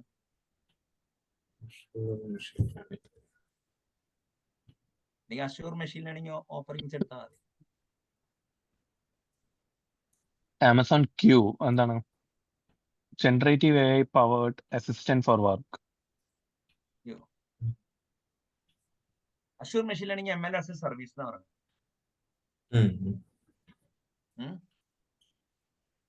പിന്നെ ഈ ML പിന്നെ എന്താണ് അഷൂർ കോഗ്നിറ്റീവ് സർവീസസ് ഇല്ല, അതൊന്നും ഇല്ല ഇപ്പൊ.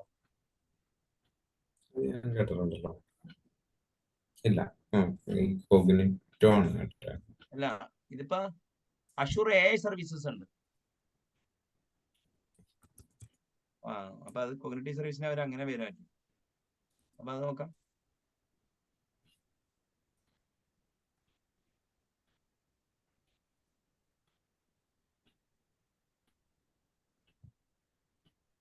പണ്ട് എൻ്റെ അടുത്തൊരു ഡോക്യുമെന്റ് ഒക്കെ ഉണ്ടായിരുന്നു, അത് പോയി. അത് പഴയ സിസ്റ്റത്തിലാണ്. കിട്ടുമായിരുന്നെങ്കിൽ നല്ലതാ. എന്നുവെച്ചാൽ അത് ഈ എല്ലാ ക്ലൗഡ് സർവീസുകളും ടാഗ് ചെയ്തിട്ട് ഇങ്ങനെ സെർച്ച് ചെയ്യാൻ പറ്റുന്ന രീതിയിലൊരു ഇതുണ്ടായിരുന്നു. ആണോ? അതായത് ഇപ്പൊ ഡാറ്റാബേസിൽ നിന്ന് സെർച്ച് ചെയ്ത് കഴിഞ്ഞാൽ ഈ പറഞ്ഞ 3 പേരുടെയും ഡാറ്റാബേസും അതുമായിട്ട് റിലേറ്റ് ചെയ്ത സർവീസുകളും ഒക്കെ കിട്ടും. അങ്ങനത്തെ സെറ്റപ്പ്. പക്ഷെ തപ്പെടുക്കണം. ഞാൻ ആദ്യം പഠിക്കണ സമയത്ത് ചെയ്തതാ. പിന്നെ അത് എവിടെ പോയെന്നോ. Amazon SageMaker and it's Azure. അതിപ്പോ മറ്റേ ChatGPT യോട് ചോദിച്ചാൽ മതി കേട്ടോ.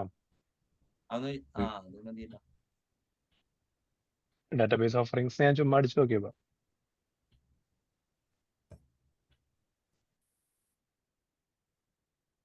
എന്താ കിട്ടിയേ? വെർട്ടെക്സ് AI എന്ന് പറഞ്ഞ സാധനം ഉണ്ടല്ലോ, ML പ്ലാറ്റ്ഫോം. വെർട്ടെക്സ് AI ആണ് ഗൂഗിളിന്റെ ഈക്വലന്റ്.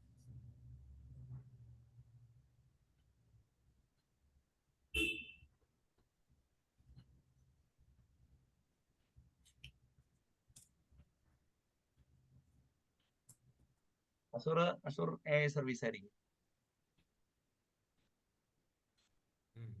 ഈ ഇതൊന്നും കിട്ടൂലേ, മറ്റേ പൈടോർച്ചോ മെഷീൻ ലേണിംഗ് സർവീസ് ഒന്നും ഇല്ലേ? മറ്റേ ഇതില് സേജ് മേക്കറിലുണ്ടെന്ന് കാണിക്കണുണ്ടായി. പിന്നെ ഏതായിരുന്നു?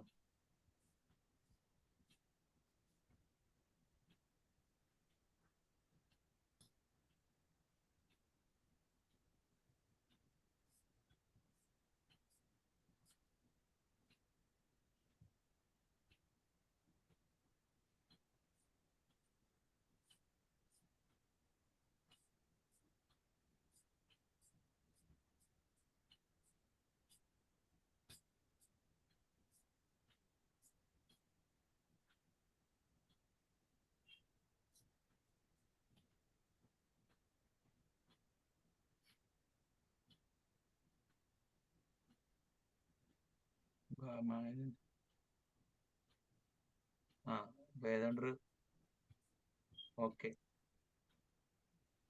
എന്താണ്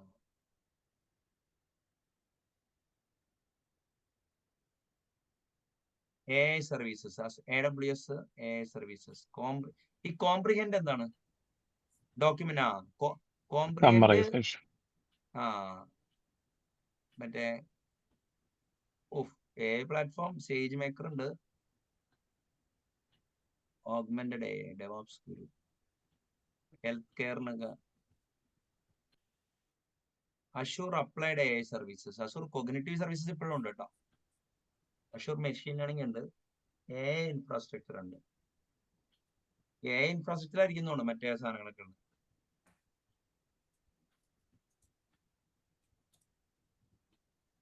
ഗൂഗിൾ ക്ലൗഡ് വെർട്ടെക്സ് AI ഉണ്ട്, വെർട്ടെക്സ് AI വർക്ക് ബെഞ്ച് ഉണ്ട്, ഓട്ടോ ML ഉണ്ടെന്നാ പറയുന്നത്, cloud inference API, Dialogflow. അത് ചാറ്റ് അല്ലേ?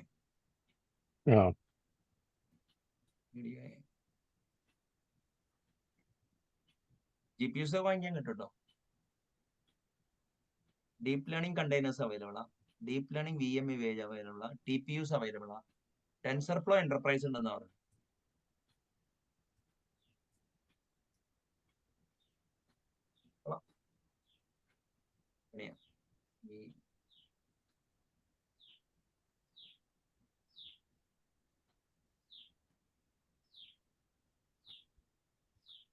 എന്താ നോക്കിയിരുന്നേ?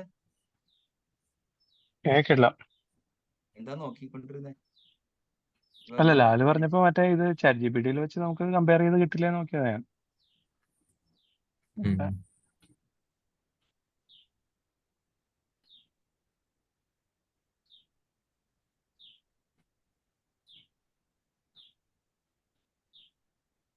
ഇതുണ്ടോ ഈ RDBS നോക്കി, ഡെവോപ്സിന് നമ്മളത് നോക്കി, സ്റ്റോറേജിന് ഏതൊക്കെയാ? S3 S3 ഗ്ലേസിയർ അല്ല, S3 ഗ്ലേസിയറോ? S3 ഉണ്ട്, ഗ്ലേഷ്യർ ഉണ്ട്. പിന്നെ മറ്റേ ഈ ഹോട്ട് സ്റ്റോറേജിന് ഉപയോഗിക്കുന്ന ഏതാ, മറ്റേ SSD ഒക്കെ? ഈ മറ്റേ ബ്ലോക്ക് സ്റ്റോറേജോ അങ്ങനെ എന്തോ. ബ്ലോബ് അല്ല സ്റ്റോറേജ് അത് അഷുറിന്റെ. അല്ല, ആമസോണിന്റെ ആണ്. Azure. EBS എന്നൊരു സാധനം അല്ലേ? Elastic blob storage. പക്ഷെ അത് ഉം. അല്ല, അത് മൈക്രോസോഫ്റ്റിന്റെ അല്ലേ EBS? മൈക്രോസോഫ്റ്റിന്റെ അഷുർ ബ്ലോബ് സ്റ്റോറേജ്. ഓക്കെ, ഇത് AWSല് EFS ഉണ്ട്, എലാസ്റ്റിക് ഫയൽ സിസ്റ്റം ഉണ്ട്. ആമസോൺ FSx എന്നൊരു സാധനം ഉണ്ട്. എന്താ? പിന്നെ ഉം. Windows file server or Lustre, അതിന് മേലെ ഉണ്ടാക്കിയിരിക്കുന്ന file storage, high performance file system. പിന്നെ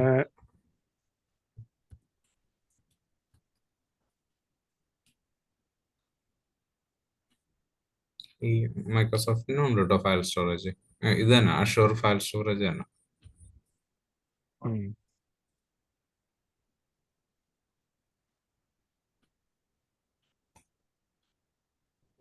എന്താ അറിഞ്ഞൂടാ.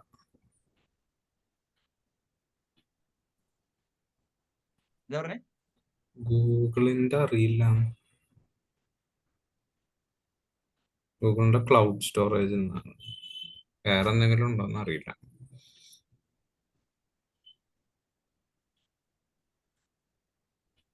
ഗൂഗിളിനും ഉണ്ട് കേട്ടോ ഫയൽ സ്റ്റോറേജും ഉണ്ട്, ക്ലൗഡ് സ്റ്റോറേജും ഉണ്ട്. പിന്നെ എന്തിട്ടാണ്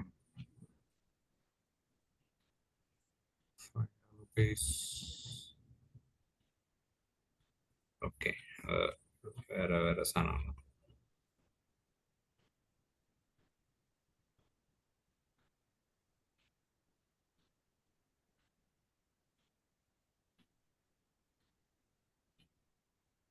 ഒബ്സർവബിലിറ്റി ടൂൾസ് ഏതൊക്കെയാ? Cloud watch.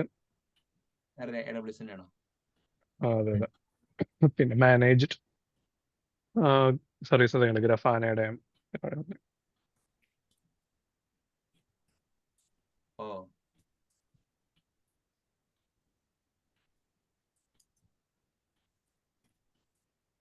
Grafana, പിന്നെ ഇവരല്ലേ ഡാറ്റഡോഗ്.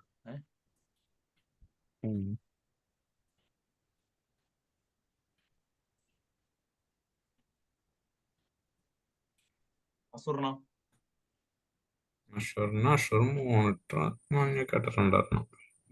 ഞങ്ങൾ യൂസ് ചെയ്യണത് ഇതാണ്, തേർഡ് പാർട്ടിയാ, ന്യൂറലിക് എന്ന് പറഞ്ഞൊരു ടൂളാണ് യൂസ് ചെയ്യുന്നത്. ഗൂഗിളിന് ബിൽറ്റിൻ അറിയില്ല ഏതാണ്. ഞങ്ങൾക്ക് ന്യൂറലിക്കാണ്. അതറിയാം. ക്ലൗഡ് വാച്ചിൽ കിട്ടും ലോഗിൻ സൈറ്റ്സ്. അത് ന്യൂറലിക് കമ്പനി ന്യൂറലിക് തന്നെയാണ് തോന്നുന്നത്. അല്ലെങ്കിൽ എന്താ? NEWRELIC.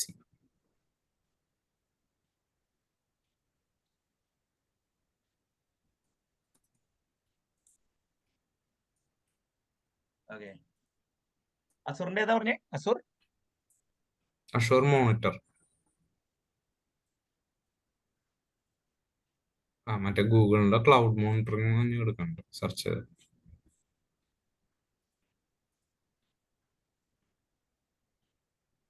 ആകെ AWS മാത്രമാണ് ഈ പേര് മാതിരി ഒരു ബന്ധമില്ലാത്ത പേരിലുള്ളത്. ബാക്കി എല്ലാരും അതിന്റെ പേരിൽ നിന്ന് ഫംഗ്ഷൻ അറിയാൻ പറ്റും. അതെ അതെ അതെ.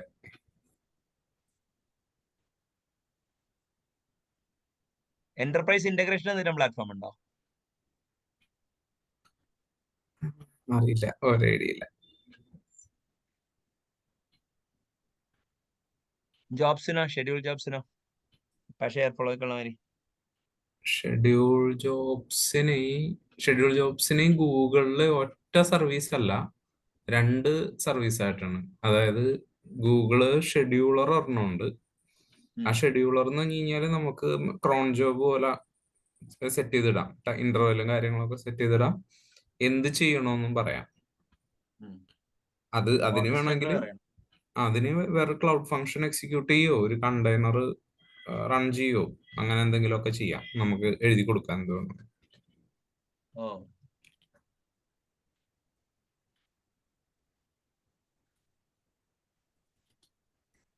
ഇക്വാലന്റ് മറ്റേതിൽ എന്തൊക്കെയാന്ന് നോക്കണം.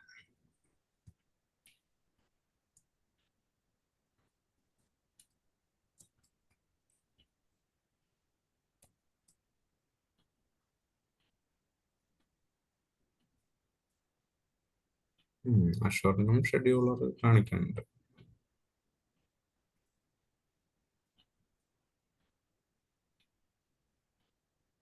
അഷർ ഷെഡ്യൂളറും പിന്നെ AWS എന്താണ്, AWS ടാസ്ക് ഷെഡ്യൂളർ എന്നാണ് എന്താണ്. വേറെ സാധനം ഉണ്ടല്ലോ, ഇവന്റ് ബ്രിഡ്ജ് ഷെഡ്യൂളർ. ഇവന്റ് അത് ആമസോണിന്റെ ഒരു ഇവന്റ് ബ്രിഡ്ജ് ഷെഡ്യൂളർ എന്ന് പറഞ്ഞൊരെണ്ണം വന്നു സെർച്ച് ചെയ്തപ്പോ. എന്താന്നാവോ. Serverless scheduler allow you to create, run, manage task. ടാസ്കും കൂടി വരും, ഷെഡ്യൂളിംഗ് മാത്രമല്ല ടാസ്കും കൂടി വരും ഇതില്.